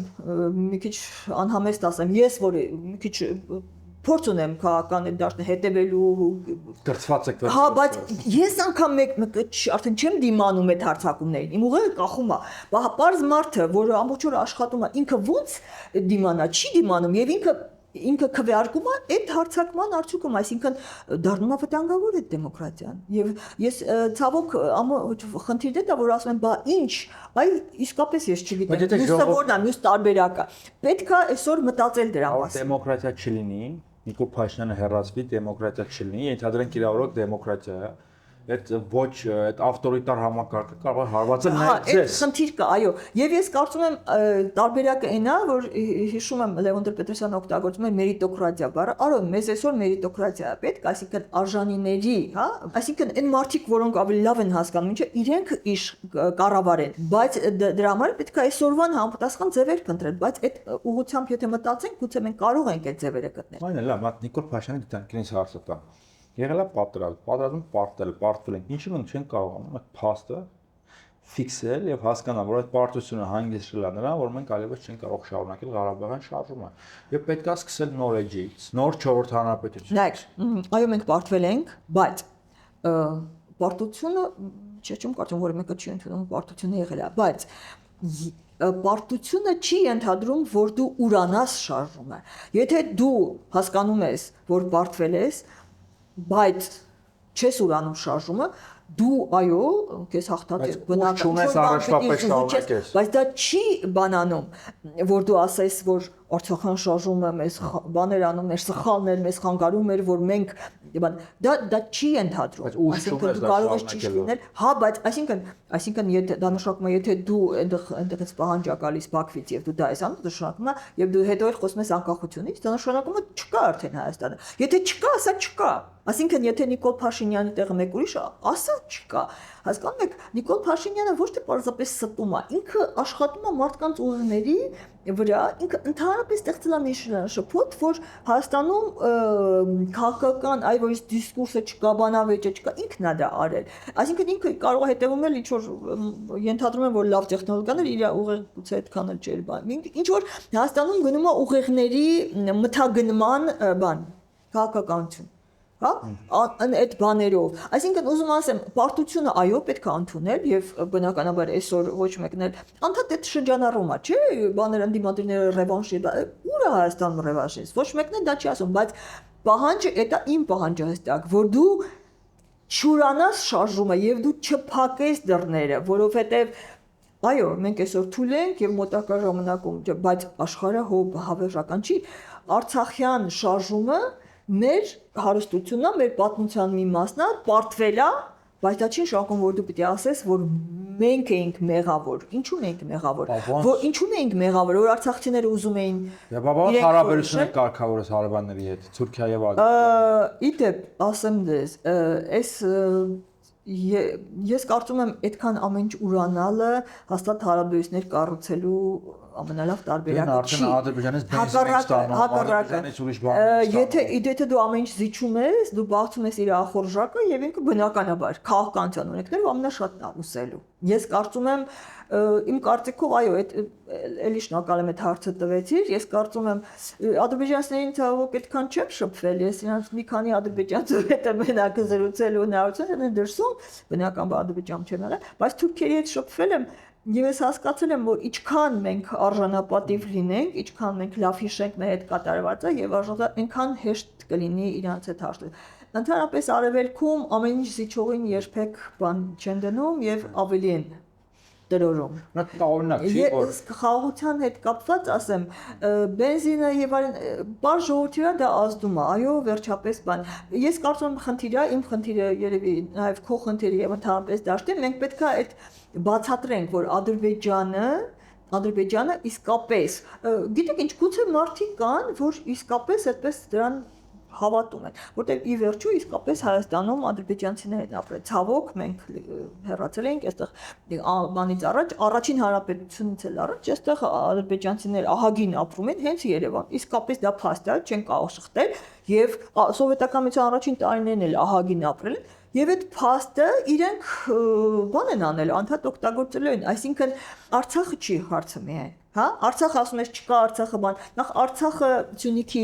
բանն է, թիկունքն է եւ Սյունիքը շատ ավելի կարեւոր է։ Ալիևը չի ուզում տանկերով գալ, մեքենաներով են ուզում գալ, թողան ապրեն, ինչ։ Չէ, լավ, այդ բանը հումորը թողնենք, հասկանանք, որ Արցախը չի միայն հարցը, Ադրբեջանը իսկապես ուզում է ամբողջ Հայաստանը ինքը հավակնում է դրան։ Նիկոլ Փաշինյանը տարբերակ առաջարկում, ասում է դուք միասեք Արմենիան Ադրբեջանը, մենք չենք ասում Ղարաբաղ։ Լավ։ Բայց ասում է չէ՞ մատը Գերմանիայում ասեց։ Հա, ինքը սարսափելի մի բան արեց, ինքը հավասարեցրեց այո դրանք իրար հետ, երբ որ Արևմտյան Հայաստանը իսկապես մեր պետությունն է եղել, մեր ժամանակին չէ, Հայաստանը ավելի շատ այնտեղ ա եղել, քան այստեղ, այստեղ փոճուրիկ մի հատ բան է, ինքը հավասարեցրեց այո, երբ որ Արևմտյան Ադրբեջան չի եղել։ Նիկոլ Փաշինյան, այո, հենց այդ եմ ասում, որ այդ զիջելով դու երբեք չես ստանա հաշտություն։ Հաշտությունը կլինի իսկական ամուր հաշտությունը կլինի այն ժամանակ, երբ դու կուժեղանաս։ Ինչ որ բան կներկայացնես եւ Ադրբեջանը հաշտություն կլինի այն ժամանակ, երբ որ հայ մտավորականը, հայ բանաստեղծը, օրինակ Մարնե Պետրոսյանը նույնպես սկսի խոսել խաղաղության մասին։ Օրինակ ամեն տեղ մտավորականները, բանաստեղծները ասեմ, որ բայց ես հենց նոր խաղաղության մասին էի խոսում։ Ես ասեմ, որ իմ խաղաղություն, ասենք ես ինքս, այո, ադրբեջանցի ժողովրդի հետ ուզում եմ խաղաղություն եւ ասեմ, որ այդպես բան չունեմ էլ, ատելություն չունեմ։ Դե Նիկոլ Փաշինյանը անում է դա։ Նիկոլ Փաշինյանը չի անում։ Ինքը հակառակը, բայց մենք նոր էդ էի ասում։ Ասում էի Նիկոլ Փաշինյանը թույլացնում է Հայաստանը, իսկ ինչքան թույլ ես, այնքան խաղաղությունը հետաձգվում է։ Դու պիտի ուժ ունենաս, որ կընկվի բանը։ Քանի դեռ այս վիճակում ես, քանի դեռ վարչապետը Նիկոլ Փաշինյանն է զրացնում, Ադրբեջանը բնականաբար քաղաքականության օրենքում ինքնից ավելի է տրորելու։ Ասեմ ոնց է ուժեղացնում, օրինակ պայքարում է հանում Հայաստանի ինքնիշխանության, գաղտնազրծում է KGB գործակալներին։ Ռուսաստանի դեմ դիմագրավում, Ռուսաստանի հրահրած հիբրիդային պատերազմին է դիմագրավում, եկեղեցին նա փորձում մաքրի, ուժեղացնում է։ Ուրեմն մենք խոսեցինք մի քիչ խոսեցինք այն մասին, որ Նիկոլ Փաշինյանը խաղում է այդ սոցիալական ատելության կուտակված, որը նախ բոլոր նախագահների մեղքն է, նախագահների եւ ընդդիմության բոլոր ընդդիմությունների մեղքն է, որը դրա վրա են խաղացել Նիկոլ Փաշինյանը դա շահագործում է։ Այդ մեկ, դա ավելի պար ժողովրդի մեջ է աշխատում։ Իսկ ինտելեկտուալ մի որոշակի հատված, այդ որ ասացիր Ռուսաստանի բան հիշեցի։ Այո, ես գիտեմ մարդիկ, որոնք ապշում էի սկզբում, ոնց է քանդոժում, պաշտպանում է Նիկոլն է, բայց դե թող մնա, որովհետեւ իրենք Նիկոլը իրենց կարծիքով մի հատ լավ բանան մեզ փոկում է այդ հետամնաց ինչ որ բան Ռուսաստանից եւ տանում է դեպի ազատ աշխարհ։ Այս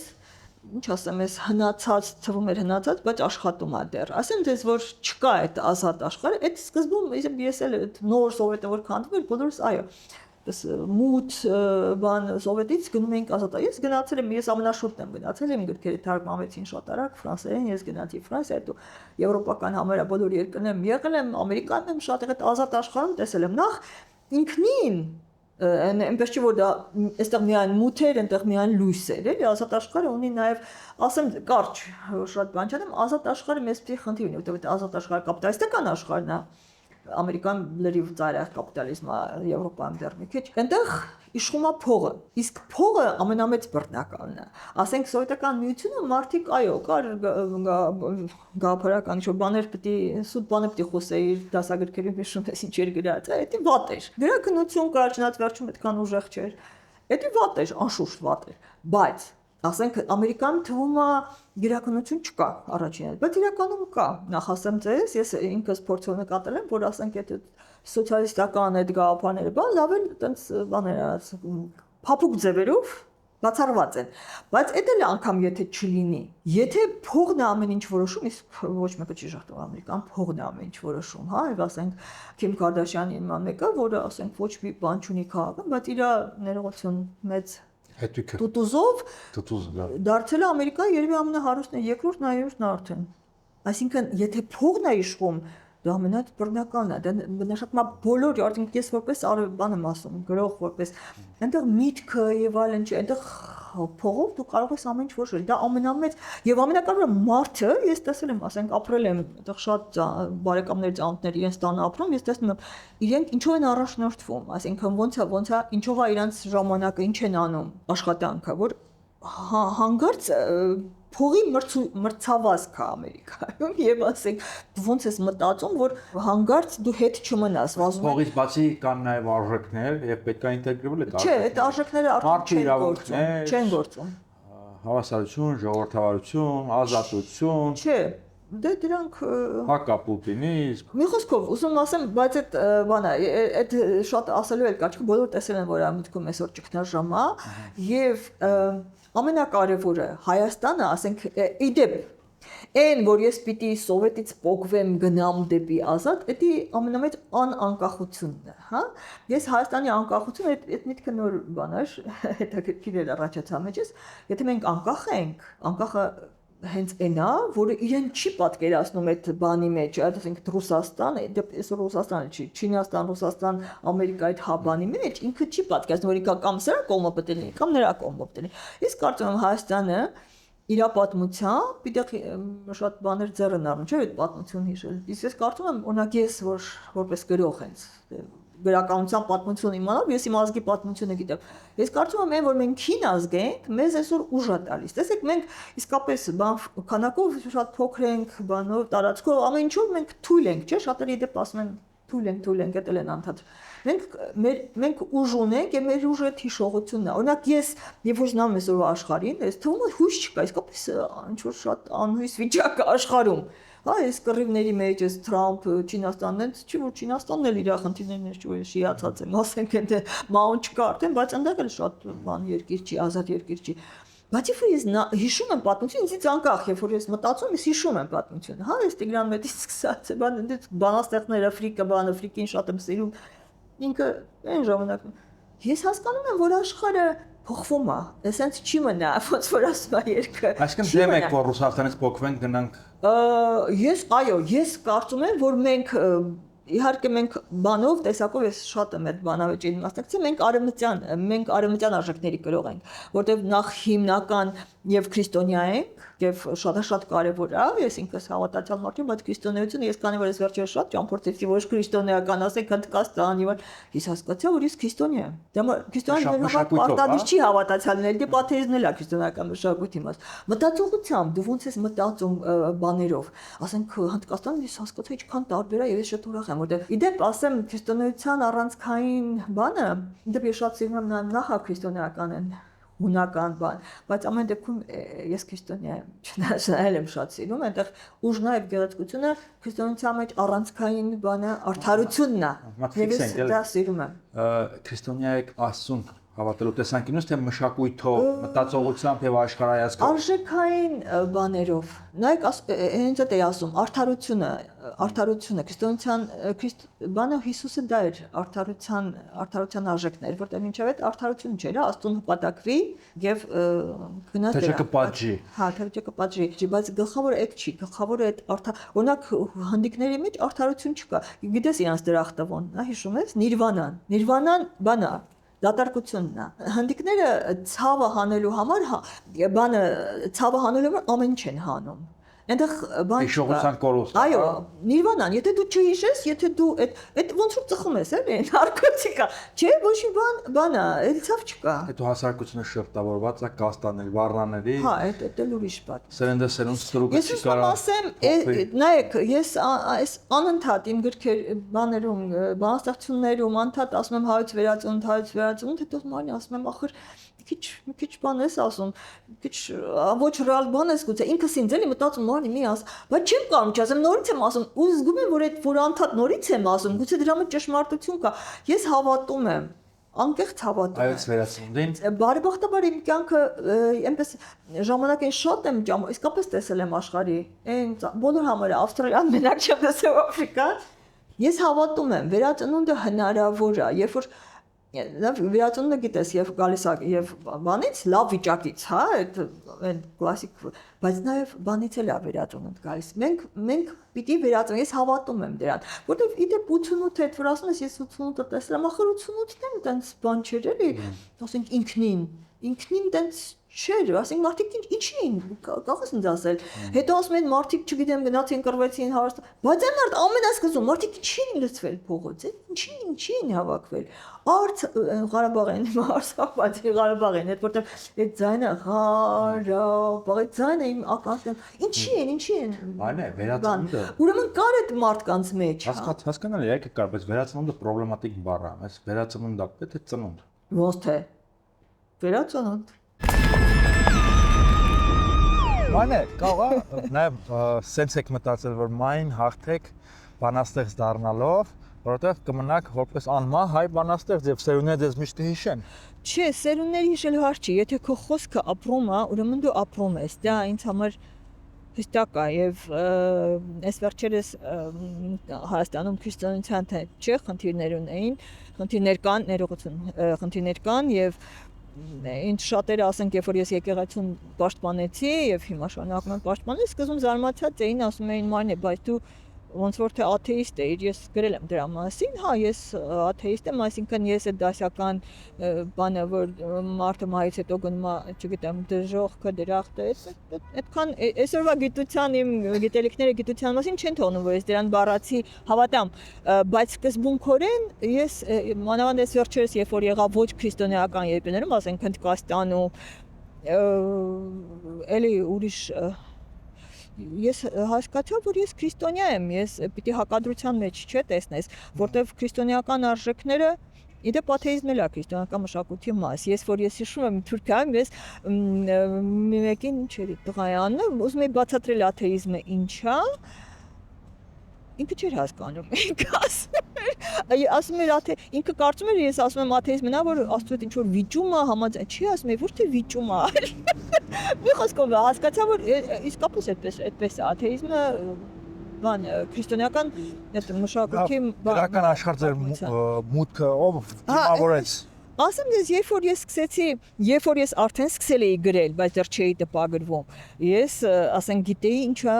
նշանակում գրող լինել Հայաստանում։ Այսինքն նայեք, այդ այն ժամանակներն էր, երբ որ Գարուն էի կարդում, Գարուն հիմնականում Գարունով էի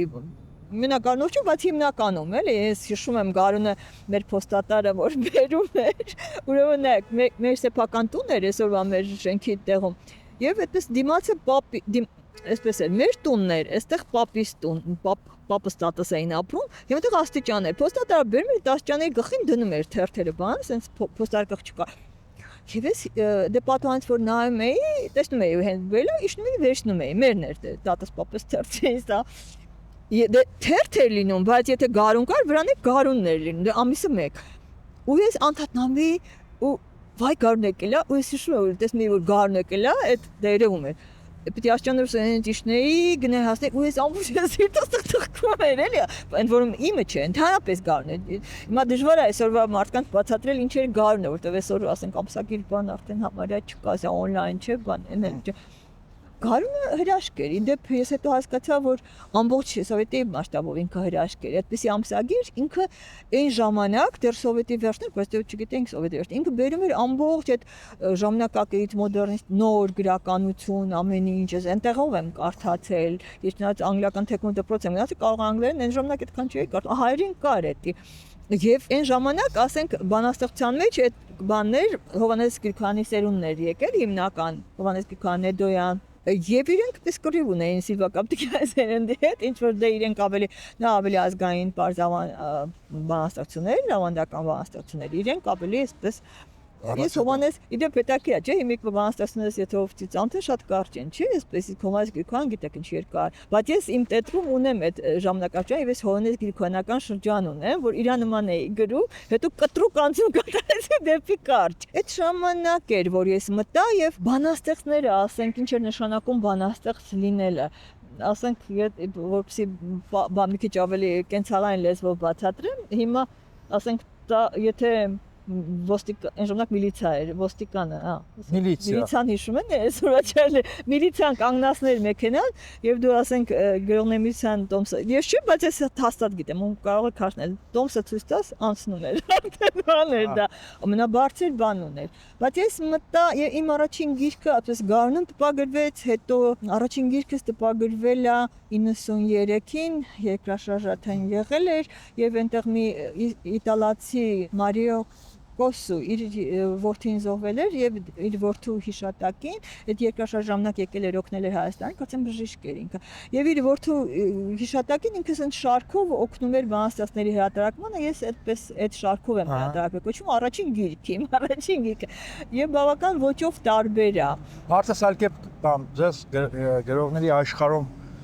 գրկաբաց ընդունեցին թե սվիններով։ Նայեք, ինչու սա պատմեցի, որտեղ արդեն շարժումը սկսվել էր եւ արդեն գրողները այսպես կենտրոնական չէին։ Մինչեւ այդ քանի որ սովետական կանգնած էր ամեն ինչ, շարժում չկար։ Գրողները մի բառ էին ասում, ասենք Սիլվա Կապտիկյան մի բառ էր ասում, ես հիշում եմ, ինչ որ ասենք թե ինչ որ բան էր անում, ինքը երբեմն Այդ մի նախադասությունը կամ բառը ամբողջ հանրապետությունը քննարկում էր։ Երեկ ես որ ասացի Հովհաննես Գրիգորյանը, այդ իրանք էլ այդ վեճն էր էական, բայց երբ որ ես եկա արդեն շարժումը սկսվել էր եւ բանաստեղծությունը արդեն այդպես չէր։ Եվ ասենք չնայած իմ գիրքը, իդեպ առաջին գիրքս կարծեմ 1000 տպաքանակ ունի, չնայած դա փոքր էր այն ժամանակում, բայց այսօրվա համար, օրինակ այսօրվա 1500 չեն կարող տպել, մի քանի 100 են, բայց այդ կար դեռ, բայց արդեն շարժումը սկսվել էր եւ արդեն օրինակ որոշակի բանաստեղծ, ասենք Աղվան Վարդանյանը չէ, սկսվեց որպես բանաստեղծ, գնաց քաղաքականություն, նույնը Վանո Սիրադյանը արձակագիր, արդեն գրականությունը առաջին պլան չէր։ Եվ ես ճիշտ ասած գրում, այդպես դրա համար այդպես հայտնի, ասենք չի եղել ինչ որ քննարկում բան։ Օրինակ Վիոլետ Գրիգորյանը ինքը իր սերնդից է, մենք ավելի հայտնի է։ Բայց ինքը շուտ է սկսել, շուտ է տվել, ինքը որտեվ դեռ ասում եմ շարժումից առաջ ինքը պես շատ հայտնի էր, էլի, ես մի քիչ ասում եմ բնավորությունը ուրիշ է, ես ուշ եմ մտել, բայց մի բան ասեմ, ասենք ես բանաստեղծություններ էի գրում, դա ինձ բավարարում էր, դե կարդացող կար ամեն դեպքում, այդպես քննարկում չկար, այդպես բանավեճ այդքան չկար։ Գրում էի, այդպես ինձ բավարարված էի զգում, գրում էի, եւ շարժումն էլ ընթանում էր։ Ես արդեն ասեցի, կարծեմ, որ չէ, 93 շարժմանը այդքան ակտիվ չէի, ուղղակի գնում էի։ Բայց մեկ էլ հանկարծ ես զգացի, որ այստեղ ինչ որ իդեպ, հա, չէ, ճիշտը բացատրեմ կարևոր է։ Ինձ սկզբում ամեն ինչ թվում է շարժումը, անկախացումը, ամեն ինչ լավ է։ Ես այնքան երջանիկ էի, որ անսպասելի, նախ շարժումը հաղթել էր պատերազմում, այդքան զոհեր տվել էինք, բայց մենք հաղթել էինք եւ անկախացել էինք։ Ամեն ինչ թվում էր ամենասկզբում ամեն ինչ շատ լավ էր եւ ես բանաստեղծություն էի գրում, այսպես իրականության մեջ մխրճվելու կարիք չէի տեսնում։ Ես զգում էի, որ քաղաքական, ասենք, գործիչները ամեն ինչ անում են։ Հետո մեկ էլ հանկարծ զգացի, չէ, ոնց որ թե արդեն չեմ կարող հիշել, բայց արդեն զգացի։ Ես զգացի, որ ինչ բան այն չի գնում, ինչ որ բան սխալ է գնում։ Արդեն սկսեցի հետաքրքրվել քաղաքականությամբ, հիշում եմ, գնում էի, ես արդեն ավելի ինչ վստահ էի, արդեն զգում գնացել, հանդիպել եմ հայտնի գործիչների հետ, իրենց հետ զրուցել եմ, պատմել են։ Դեռ իդեպ այդ դրանից մի քանի տարի հետո արդեն շուտով մի քանի տարի հետո 2008-ը եղավ եւ ես արդեն 2008-ին արդեն ավելի հանրային գործի չի ասել, ես բան արեցի, ավելի մոտեցա քաղաքականությանը, չնայած օրինակ հիմա իմ դիրքորոշումը տարբեր է։ Ես հիմա քաղաքական հարցերով երբ որ խոսում եմ, ես խոսում եմ որպես Մարինե Պետրոսյան։ Այն ժամանակ ես մի քիչ ավելի այսպես բան էի, շարժման մեջ էի ինձ պատկերացնում, այդ տարբերությունը։ Դուք գրողների շարքին եք պատկանում, որոնք պնդում են, որ գրականությունը չի կարող լինել ապա քաղաքական։ Չէ, կարող է լինել։ Օրինակ իմ առաջին գիրքը բանաստեղծությունն է ապա քաղաքական։ Հիմա ես որոշ բանաստեղծությունների դեպ շատերը շատ սիրում են, դա ավելի դասական ոճով է, ճիշտ է, հանգով բան չի, բայց ինքը մետաֆիզիկ էսպես շատերը դա են սիրում։ Ավելի ասում են ավելի բանաստեղծություն է, էլի, բայց երբեմն ես բաներ եմ կարդում ջղայնանում եմ։ Երկրորդ գրքումս արդեն անցումը կար, երրորդ գրքում արդեն ես արդեն ոնց որ թե 2008-ից հետո է երևի այդ եկում։ 2008-ն էլ ցավոք հաջողության չհասավ եւ ես հասկացա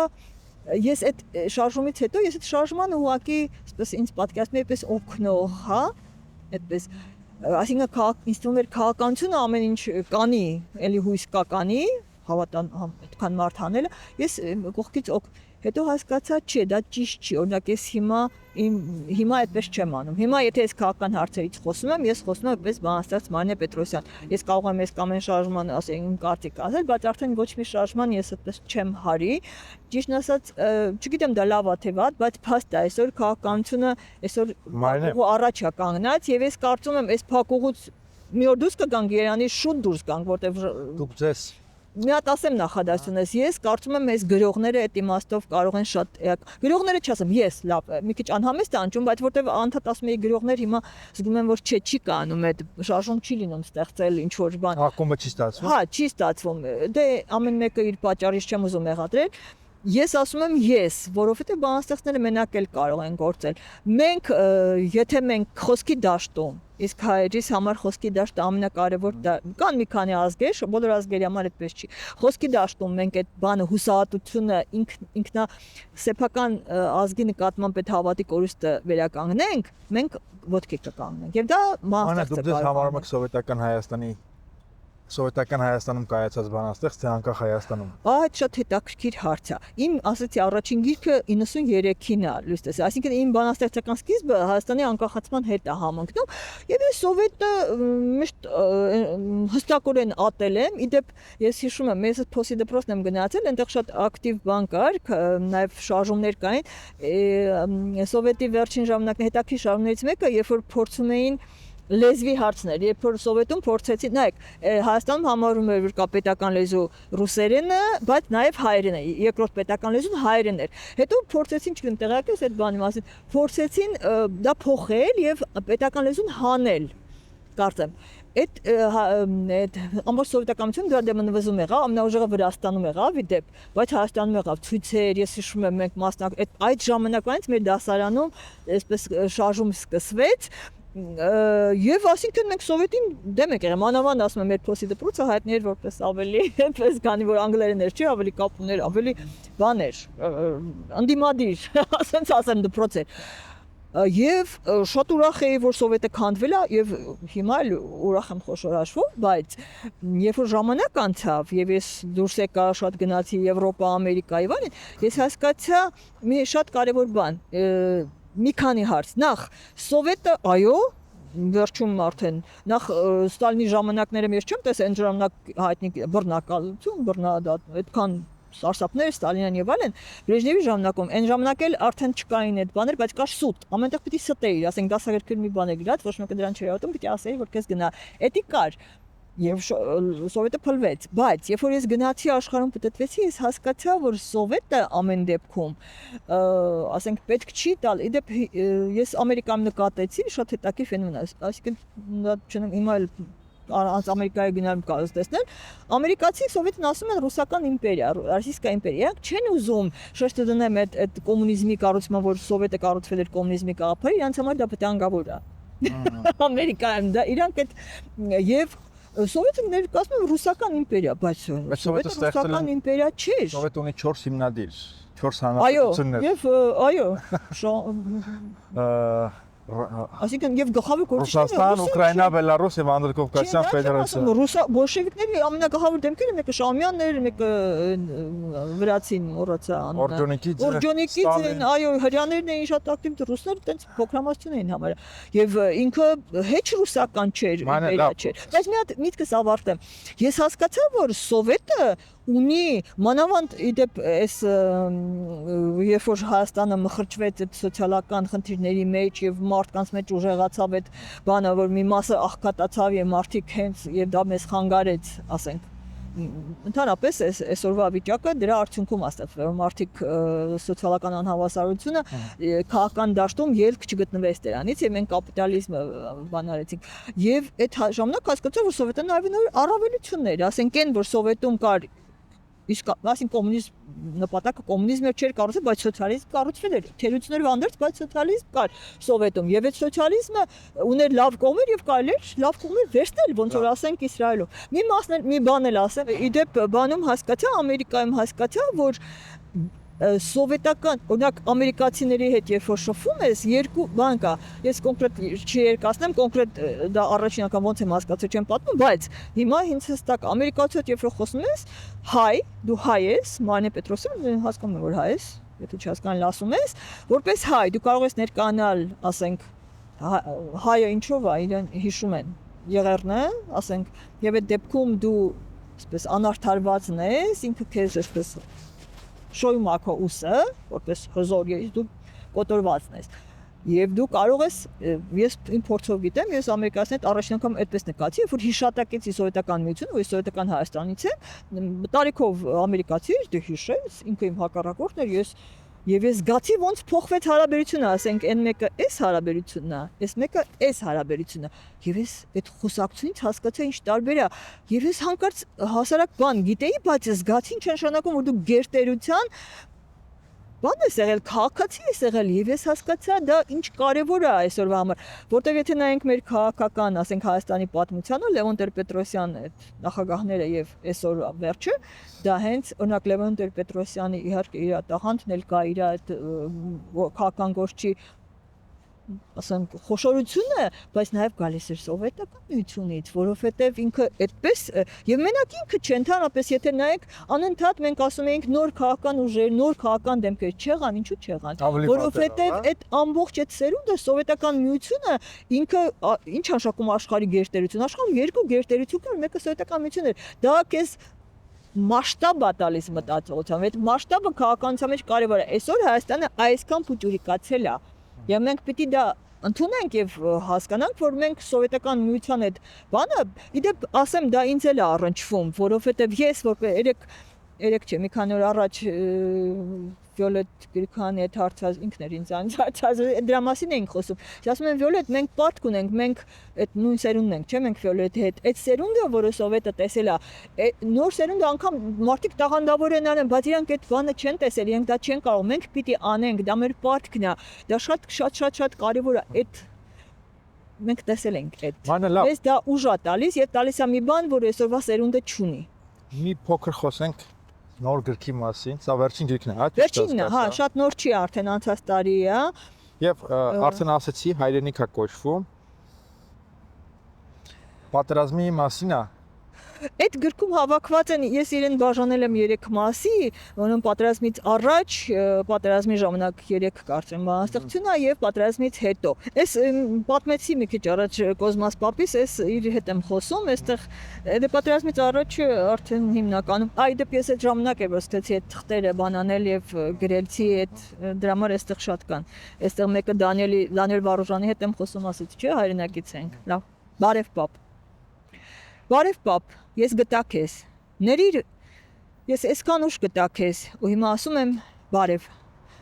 Դու այնքան հեռու էիր թվում, մեր արանքում մենակ ժամանակը չէր։ Մեր արանքում արյուն էր, շատ արյուն էր, ու ես չէի կարողանում նայել, ես շրջում էի դեմքս։ Բայց դու դուրս պրծար արյունների միջից, դու թողեցիր մեր Սեբաստիան ու եկար Երևան, որ մայրս կարողանար ծնվել ու որ ես ծնվեի։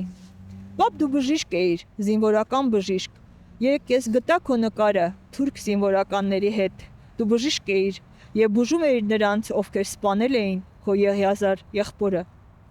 Չէ, քո սիրտը ամուր էր, քո սիրտը դեռ չպայթեց։ Դու կարողացար ապրել, հետո հավաքեցիր ընտանիքդ ու եկար Երևան։ Քո սիրտը Երևանում պայթեց, խաղաղ մի գիշեր 1936-ին, երբ դու երազումդ չգիտեմ ինչ էիր տեսնում։ Պապ, մենք չհանդիպեցինք, երբեք չհանդիպեցինք, բայց ոչինչ, հիմա իմ ձեռքում քո նկարն է,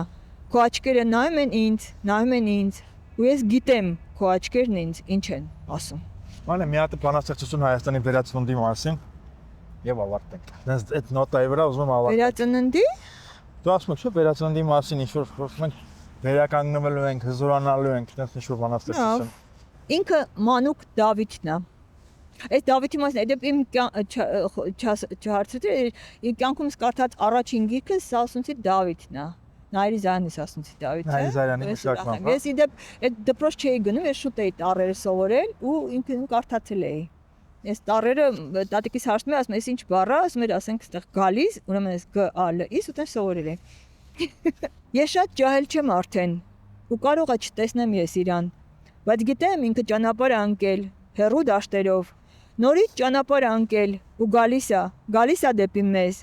բայց մենք էլ պետք է անթառաջ գնանք իրան, որ շուտ հասնենք իրար։ Ինքը հիմա Մանուկ է, ինքը Մանուկ Դավիթն է, ինքը հեռու ցուրտ դաշտերով դառնում է դեպի հայրենիք, ու ես շատ ջահել չեմ արդեն ու կարող է չտեսնեմ ես իրան, բայց գիտեմ, որ ինքը գալիս է, գիտեմ, որ ինքը ճանապարհ է ընկել ու մի օր հասնելու է,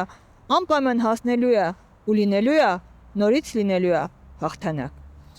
Այս Դավիթը Այս այնքան վերածնունդ չէր, Սասունցի Դավիթը։ Այս ավելի շատ հաղթանակի մասին էր։ Խորհրդանշում է որպես մեր հավաքական հայ ժողովուրդը, որը հա բանալ լինելու, գալու է եւ հաղթելու է։ Ինքը մեր իդեպ ես շատ էպոս երևի կհամաձայնես ինձ հետ, ես աշխարհի շատ էպոսներ եմ կարդացել, չկա մեր նման էպոս, չեմ ուզում բարձրացնել, բայց իսկապես հələ կարդա մյուս էպոսները, մյուս ազգերի հերոսները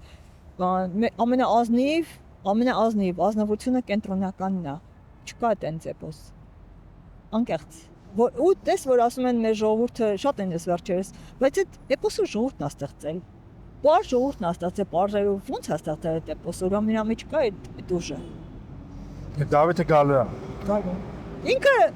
դե ասում եմ գալու է, ինքը միշտ է կա։ Ինչը պետքա վերականգնվի կամ նորից արժևորվի անցյալից։ Մեր հավատը մեր նկատմամբ։ Որտեղ վերածնունդը ինքնին դեր ասած Մեր հավատը մեր նկատմամբ։ Իդեպ Նիկոլ Փաշինյանը մի բան էլ է անում, ասենք ինքը իսկապես մենք այդ շատ բան հարց է, շատ եմ մտածել։ Ես քանի որ ասում եմ եղել եմ Սփյուռքի հետ, իսկապես մեծ խնդիրներ կան։ Ես անընդհատ դրան բախվել եմ, էլի, որտեվ Սփյուռքը նախ դասական Սփյուռքի հետ կա, որտեվ արևմտահայերեն են խոսում, արևմտյան հիշողությունը ուրիշ է, բան է, սովետ։ Դու սովետի հիշողություն ես, իրանք արևմտյան Հայաստանի գնացածներ, դրան է գումարվել է նոր այդ բաներ շատ։ Ու երբ որ ես ասում եմ անդադ մի ժամանակ ռեալ փորձում էի մի քիչ դադար եմ տվել, միացնենք բոլոր հայերին, ինձ ասում են անհնար Գիտեմ որ շատ դժվար անհնար չի։ Իդեպ այն ինչ անում է հիմա Նիկոլ Փաշինյանը, դա ավելի բան է դարձնում։ Ինքը քանի որ ջնջում է ամեն ինչ այդ բանը, այդ միակ երկն է մնում։ Միակ բոլոր հայրով։ Ինքը հենց այդ է, ասենք եկեղեցին որ բան է անում։ Հետո իդեպ եկեղեցու հետ կապված, այս եկեղեցին ոնց խփում է։ Դրա մասին եմ ուզում խոսենք, որպես քրիստոնյա։ Ես կարծում եմ սա ոնց է նայում այդ եկեղեցական հնարավորություն է մեր եկեղեցին ավելի sense եկեղեցին էլ վերածվի։ Ես իհարկե այդ իմ բանը չի, որ ես անեմ դա, բայց անողներ հաստատ կան, ինքը ինքը կամ պարտվելու է, բայց կարծում չի պարտվի։ Վերա բանանելու է։ Մեր եկեղեցին բավական դասական եկեղեցի, այսքան ես հիշում եմ ինքը տենց ռեֆորմներ բաներ չի արել։ Ռեֆորմներ տենց մեծ պետք էլ չեն, բայց ռեֆորմացիա չի անցել։ Ինքը ավելի չէ, պետք չի, պետք էլ չի, ինքը լավ է, հա, հաստատ պետք չի ինչ որ առանցքային բաներ փոխել, բայց ինքը ավելի այսպես թարմանում է։ Բայց դες չի մտահոգում աշխարհիկ պետության գաղափար օրինակ, եկեղեցիան այս կարգի մուտքը քաղաքականություն։ Չի մտահոգում։ Մեր եկեղեցու մեջ ֆանատիկներ չկան, ես դրանից չեմ վախենում։ Գիտեք, կան եկեղեցիներ, որ ֆանատիկ բան, մեր եկեղեցականներ բավական ֆունդամենտալիզմ չի, հա։ Չեմ տեսնում, ես տես մարդ չեմ տեսնում եւ այդտեղ վտանգ չկա։ Որտեւ առաջին, երբ որ խոսում են Նիկոլ Փաշինյանի քաղաքականության մասին, հակաեկեղեցական առաջին հակափաստարկը դա որ եկեղեցին ինքն է մտել քաղաքականություն, մի ճիշտ արել, լավ արել, լավ արել, այո, եւ եկեղեցին որովհետեւ այսօր եթե ոչ մի ինստիտուտ չի կարողանում դիմադրել, եկեղեցին կարողանում է ինքն էլ պիտի անի։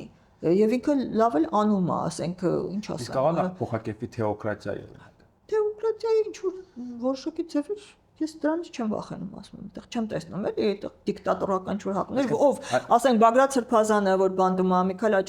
Միքայել Սրբազանը, որ ոչ մեկի մեջ բաներ չկան։ Ասենք ես միած տեսնում եմ որպես մտածող մարդիկ։ Այսինքն մեր առաջադիմական թրենդերին դեպտեմ է գնում, հա, ծայրահեղական բաներ չունենք մենք, նույնիսկ Գարեգին կաթողիկոսն էլ լրիվ ավելի։ Լավ, Նիկոլ Փաշինյանը ինչ ուզում եկեղեցուց։ Ես կարծում եմ Նիկոլ Փաշինյանի մեջ որպես մարդու կա քանդումի գիրք կա։ Ֆրեյդոյի կարծիքով շատ լավ կան դες մարդիկ։ Այդ մարդը գիժ չի, քաղաքականությունն է իրականացնում։ Գիժ, մի քիչ գժոտա, բայց լրիվ գիժ չի, բայց ես կարծում եմ իր մեջ կա բան, այդպես որ գիտես ինչ բան, ձգտում, այ ես պիտի մնամ պատմության մեջ, եւ բան եմ արել։ Ինքը քանի որ շինել չի կարողանում, կառուցել չի կարողանում, հաղթանակով մնալ չի կարողանում, ինքը քանդելով մնում է եւ արել է, ինքը իսկապես մնացել է այդ պատ։ Բայց ինքը լրիվ գնում առաջ, էլի։ Իր մեջ սև ուժեր կան։ Ներոնի սինդրոմն է, Ներոնը հիշում ես։ Այսինքն գործ ունեն ինքը ընկել է մի հատ բանի մեջ, բայց այդ մենակ իր մեղքը չի իդեպ։ Մեր մեղքները որ չեն կարողանում, արդեն པարզ է, չէ՞, արդեն ինչ պետք է լինես, որ չհասկանաս ինքը ինչ է անում։ Եվ դրանից հետո մենք դες հիմա որ խոսում ենք, արդեն տարին վերջանում է, երևի որ գնա եթեր, արդեն լրիվն է։ Ես նոր տարի է լինում, հետո ընտրություններին կա մի քանի ամիս, ես կարծում եմ, որ բոլորս էլ հասկացել ենք ինչա կատարվում մեր հետ եւ գուցե մենք ելք գտնենք։ Ընդհանրապես եթե հիշում ես հայոց քաղաքական դաշտում այդ հունվար, փետրվար ինչ որ որոշիչ, չգիտեմ ինչի է տենց, ուսուցիչներ, չէ, կարծեմ թե փետրվարին է սկսվել։ Իսկ միշտ հիշում ինչի է սենց, էլի, բայց ոնց որ այդ ցրտերին ինչ որ բան է կատարվում մեր հետ։ Ես կարծում եմ մենք ելք կգտնենք, մենք պիտի ելքը գտնենք։ Արդեն բոլորը հասկացել են Նիկոլ Փաշինյանը ինչ անում, ով է քանդում, բոլորը, չգիտեմ, էլի մարդ որ հասկաց։ Հիմա մենք ինչ ենք անում, բայց մեր մեղքն մենք չենք անում, մեր ընդդիմադիր մարդիկ, ես քաղաքական գործիք չեմ, բայց դաշտում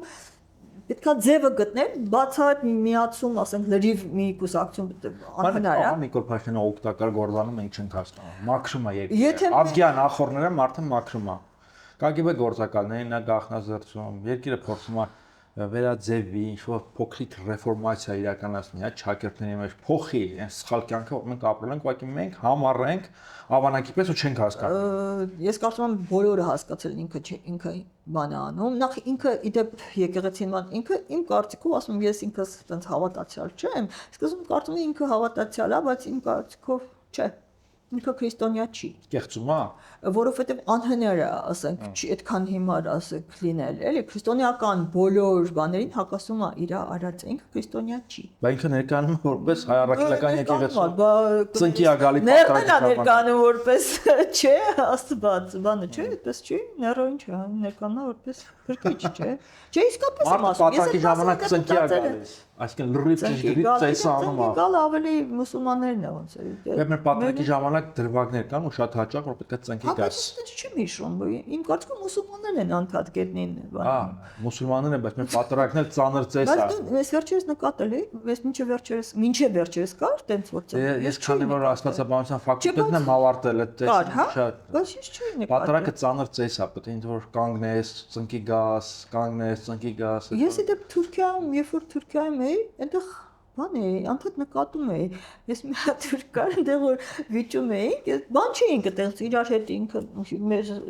պատմել եմ կարծեմ Թուրքիայում ճամփորդին, ես դեպի շատ ուրախ եմ, որ ես ճամփորդություն եղել եմ, ես թուրքերի մոտիկից շփվել եմ։ Եվ այն ժամանակ մենք հաղթած էինք, դու ասում էիր հաղթանակ, մենք հաղթած էինք, եւ ես թուրքերի հետ ինձ բան հաղթած էի։ Հպարտեք բան, հա։ Հայ, ես բան չէի։ Հիմա նվաստացած։ Ես հիմա չեմ գնա այնտեղ, ես Չգնա։ ամաչում եմ ես աների համար։ Իդեպ երբ որ այդ շատերը խոսում են, այդ երբ որ ասում ես շատերը խաղաղություն են ուզում, չեն մի մասին թվում է, որ այդ կռիվը նրա մասին էր, որ մենք ատում ենք թուրքերին եւ ադրբեջանցիներին։ Չէ։ Ես ոչ թուրքերին եմ ատում, ոչ ադրբեջանցիներին, բայց ես հիշում եմ, մի հատ ասեմ,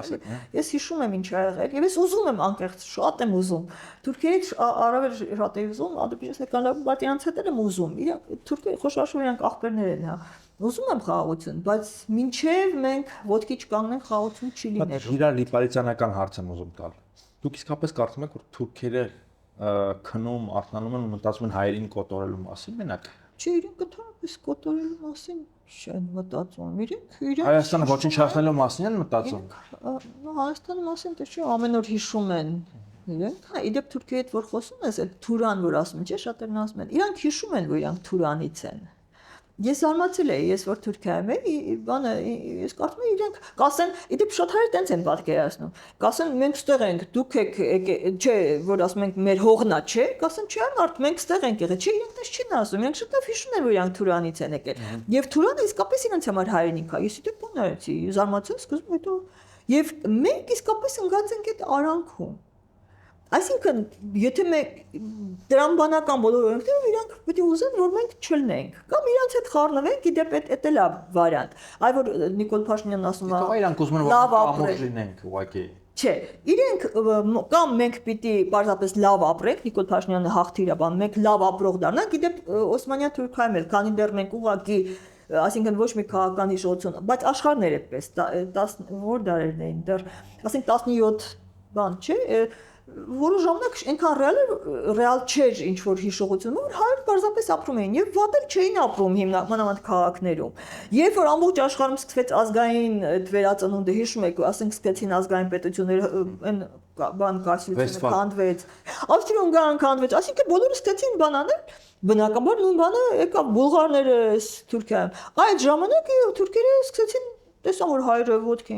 հեսա կկանգնեն բուղարները ոտքի հիմա հայրը եւ կոտորեցին այսինքն դա քաղաքական բան է դա ինչ որ ազգային ատելություն չի հիմա ասում վերջացնեմ միտքս ուրեմն մենք կապիտի այնքան թույլ լինենք որ վերանանք որպես պետություն եւ ուղղակի իրանց բանում դառնանք իրանց քաղաքացի դեպի իրանց քաղաքացիին կընդունեն պարզապես ուզում ես լավ ապրես Թուրքիան լավ ապրի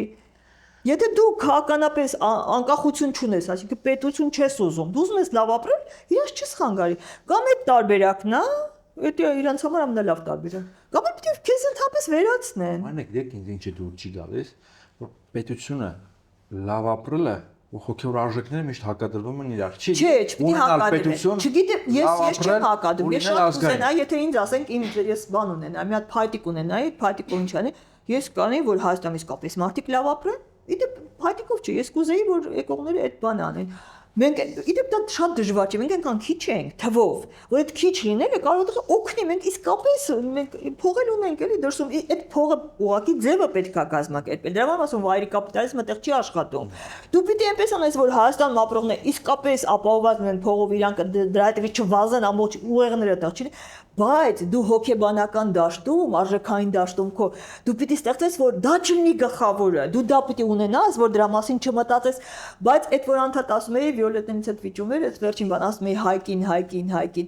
հայկինա պետք է որ ասենք տղաների մարդկանց շրջանում այդ բանը իդեալը բանը լինի ոչ թե պարզապես փող ունեցող, այլ լինի հերոսը Այդ տարբեր ձևեր, հիմա ես չգիտեմ, կարող է ժամանակակից երեխեք հորես ուրիշ ձև են, բայց հայկին կարող է ուրիշ ձև են պատկերացնում, ուրիշ ձևի նկարեն, բայց հայկն է ինքը։ Իդեպ այդ բանը շատ բան է, էլի, ես հայք ասում էի, այդ նստեցի, որ ես ասենք վիճել լավ կարդացել եմ ինչ կա, հրաշք է հայկը։ Հայկ Մարությանը։ Հայկ, մեր հայկը նահապետը, բայց շատ հրաշք է։ Իսկականից, որտեղ նույն իրական Հայաստանի պատկերն են, Բելը ասում է, հո Բելը չի ուզում հայկին սպաներ կամ ջնջել։ Ասում էր ինձ ենթարկվի հանգիստ ապրի այ մարդին, ասես չեմ ենթարկվում։ Դե անկախության սկիզբն է։ Իդեպ իսկականից Վիոլետ Էդվիճը ասում էր ինչ հայկ էլի, ասում, բայց նայում եմ ինչքան նույնց այնքան թարմ է այդ հայկը։ Վիոլետ ավելի մատերիալիստ է։ Բայց հետո հաշտվեցինք, հա Վիոլետ այդ Չէ, բայց իսկապես հայկի կերպարը հրաշք է։ Եվ մեր անկախության սկիզբն է։ Հարց եմ ուզում տալ ձեր հետ կապված։ Դուք նկատում եք ձեր տրանսֆորմացիան, փոփոխությունը։ Մենք 10 տարի առաջ, 15 տարի առաջ Շատ եմ փոխվում, ինչի։ Ես նայում էի Մարինեի հարցազրույցները, հիշում եմ որ հաճախ գնում էիք Պետրոսի մոտ ուրվագից։ Հա, մեկ բերում եմ memory-ին Facebook-ին։ Հա, լրիվ ուրիշ բաներ էիք խոսում։ Ինչ ասեմ, ասա դու ինչ մասը։ Այո, ես բան փոխվել, մեր շատ կարող եմ բարձ բացատրել։ Հայացքները փոխվել են այդ նույն եկեղեցու վերաբերյալ։ Եկեղեցուն իհարկե բանից հատուկ դեմ չեմ եղել, չնայած բան չեմ, եկեղեցու դեմ պայքարող չեմ եղել, բայց պաշտպանող էլ չեմ եղել շատ։ Բայց ուրիշ հարցում է իմ բանը։ Ես ճիշտ ասած, այդ իմ բանն էր, ես չէի հասկանում, ես չէի վտանգը չէի զգում, Կարպետ ջան, ես վտանգը չէի զգում Հայաստանի համար։ Եթե ես իմանայի այս վտանգը կա, ես տենց չէի։ Ես իսկապես, նայեք այդ շարժումները պաշտպանել եմ սոցիալական ակտիվը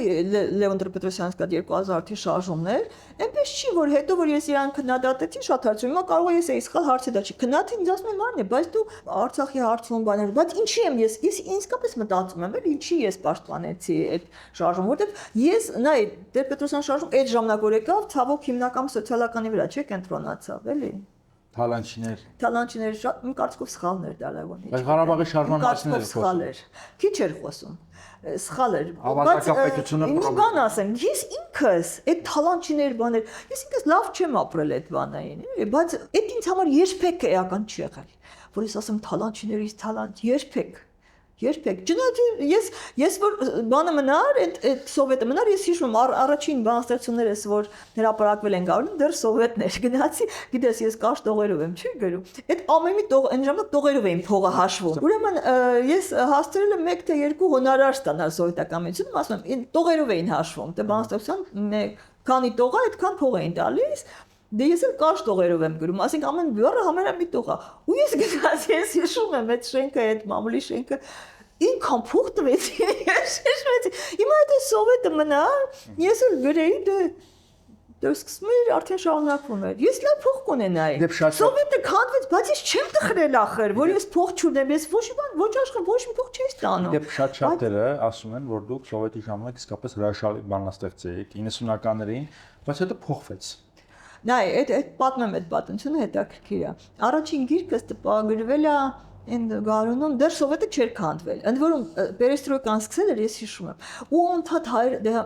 մեր մեջ կա իսկապես մանավանդ բանում շատ վատ գիծ է, անդադ մեր ազգին փնովել։ Այնտեղ սկսվել էր, այնտեղ բաներ էին սկսել հրատարակել, արգելված գրականություն, բան։ Մեկ ասում են, Հայաստան բան չկա, շարժում դեռ չկա։ Արցախը հələ պիտի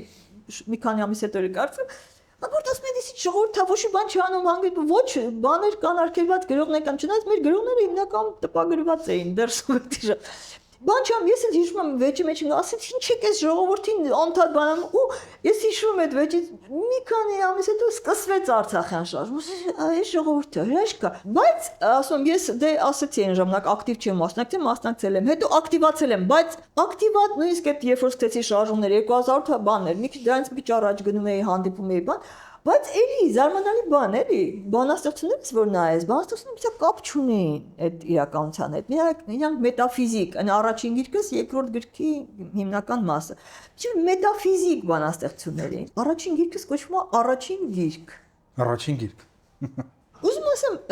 չեմ հիշում երբ էր արդեն ես ակտիվացել էի այդպես շարժում մասնակցում բայց մեկ էլ ասի Մարինե ինքս սենց ինձ այսինչի է քո բանաստեղծությունը սենց գնում մի կողմով քո բաները ակտիվությունը ասենք սոցիալ-քաղաքական բաներ քաղաքական չասեմ էլի հանրային մի կողմով ու սկսեցի դե խնդիր կա բայց այդ դժվար է երբ որ դու մի ձևի սկսել ես ասենք օրինակ այդ ոճով ինչ ասեմ Ավան Վարդանյանը շատ լավ բանաստեղծ էր, ես գրքերը շատ սիրում եմ, այդպես է տեսակ ինքը քաղաքականությամբ էր զբաղվում, բայց իր բանաստեղծությունները մի տեսակ մետաֆիզիկ դաշտում էին, կամ չգիտեմ, այդ բանի, օրինակ նույն բանը արեց Արմեն Շեկոյանը, չնայած իր մոտ իմ նման չէր, բայց Արմեն Շեկոյանի առաջին շրջանը ասենց էլի ասենց ընդհանուր, հետո ինքը կտրուկ անցում կատարեց, չէ՞, հա, իդեպ ես իմ անցումն էլ դրա հետ կապված կատարեց։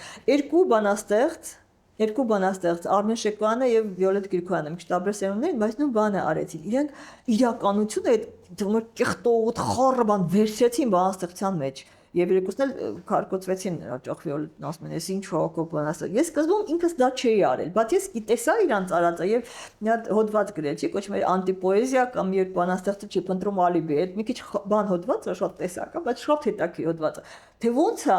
իրականությունը խրվում բանաստեղծության մեջ, դա շատ դժվար է, այդտեղ իրականություն կեղտոտա բան, դե բանաստեղծությունը ուզում ես տենց ավելի Մի անգամ Վիոլետի մասին չասեց։ գրեցի, հա? Վիոլետը մի անգամ դեր մասին ասեց, որ մանեն ստատուս է գրում։ Դերականում բանաստեղծություն է։ Հա, իդեպ կարող է շատ ինձ օգնել է, ես սկզբում ասում եմ բանաստեղծություններս ուրիշ է։ Ես իդեպ մի բան ասեմ։ Որ պատում եք ավտոբուսի մեջ եւ այլն։ Մի բան ասեմ, ես ուրեմն բանաստեղծություններս միշտ վաղուց արդեն մի 10 տարուց ավելի ես դնում եմ Facebook-ում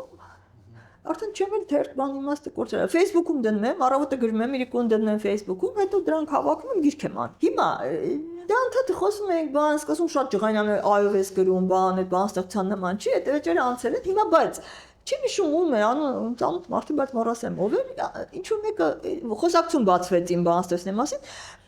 ասեց գիտես ես քո այդ սիրում եմ այդ որ դնում ես դե որ դնում եմ ինչ ասենց տակը չեմ գրում բանաստեղծություն գրում եմ չէ ասած ես դրանք շատ եմ սիրում բայց իրանք բանաստեղծություն չեն ասինքն լավն է բայց բանաստեղծություն չի ասի իսկ պետք չի որ դրանով դնես բանաստեղծություն որտեվ ես որ գրում եմ տակը գրում եմ hashtag-ը որ դնում եմ հիմա չեմ դնում բայց մի ժամանակ դնում եմ գրում եմ տեքստ չի գրում բանաստեղծություն այսինքն դա ինձ համար շատ էական բան է որովհետեւ եթե դու նայես պատմությանը արվեստի եւ հենց բանաստեղծություն չի ծնվել որպես բանաստեղծություն եւ արվեստը չի ծնվել որպես արվեստ այ sense որ պատին դնեն հա դա շատ էական բան է դա այսօրվա մեր խոսակցության եւ ընդհանրապես այսօրվա մարդկության կյանքի հետ առնչվում է արվեստը սկսվել է էլի շատ եմ ասել բայց մի հատ էլ ասեմ ոնց է ինչի սկսեցին նկարել պատերին իրենք այդ ժայռերի մեջ նկարում էին ինչ որ ասենք ինչ էին նկարում որ գալիս է վրատ քեզ ուտի դինոզավրը Դինոզավր մի խոսքով կեզոտող ասենք ցուլը ինչ գիշատիչը լավ ասենց ասեմ առուծը նկարում ես հետո իրան խփում ես ինքը սատկի այսինքն իրան բան ես անում այդ բանը սիմվոլացնում է քո բանը դա քո կենաց մահու սիմվոլն է արվեստը տենց է ծնվել կենաց մահու եւ ասենք հունական այդ բաները թատրոնը Հունաստանից է չէ թատրոնը բան չէր իրանք թատրոն չի գնում են տոպս էին դառնում այդ իրանց աստվածներն էին իրանց կյանքներ ընդ որում կենաց մահու այսինքն մահվան կյանքի արվեստը տենց է ծնվել եւ դարերով տենց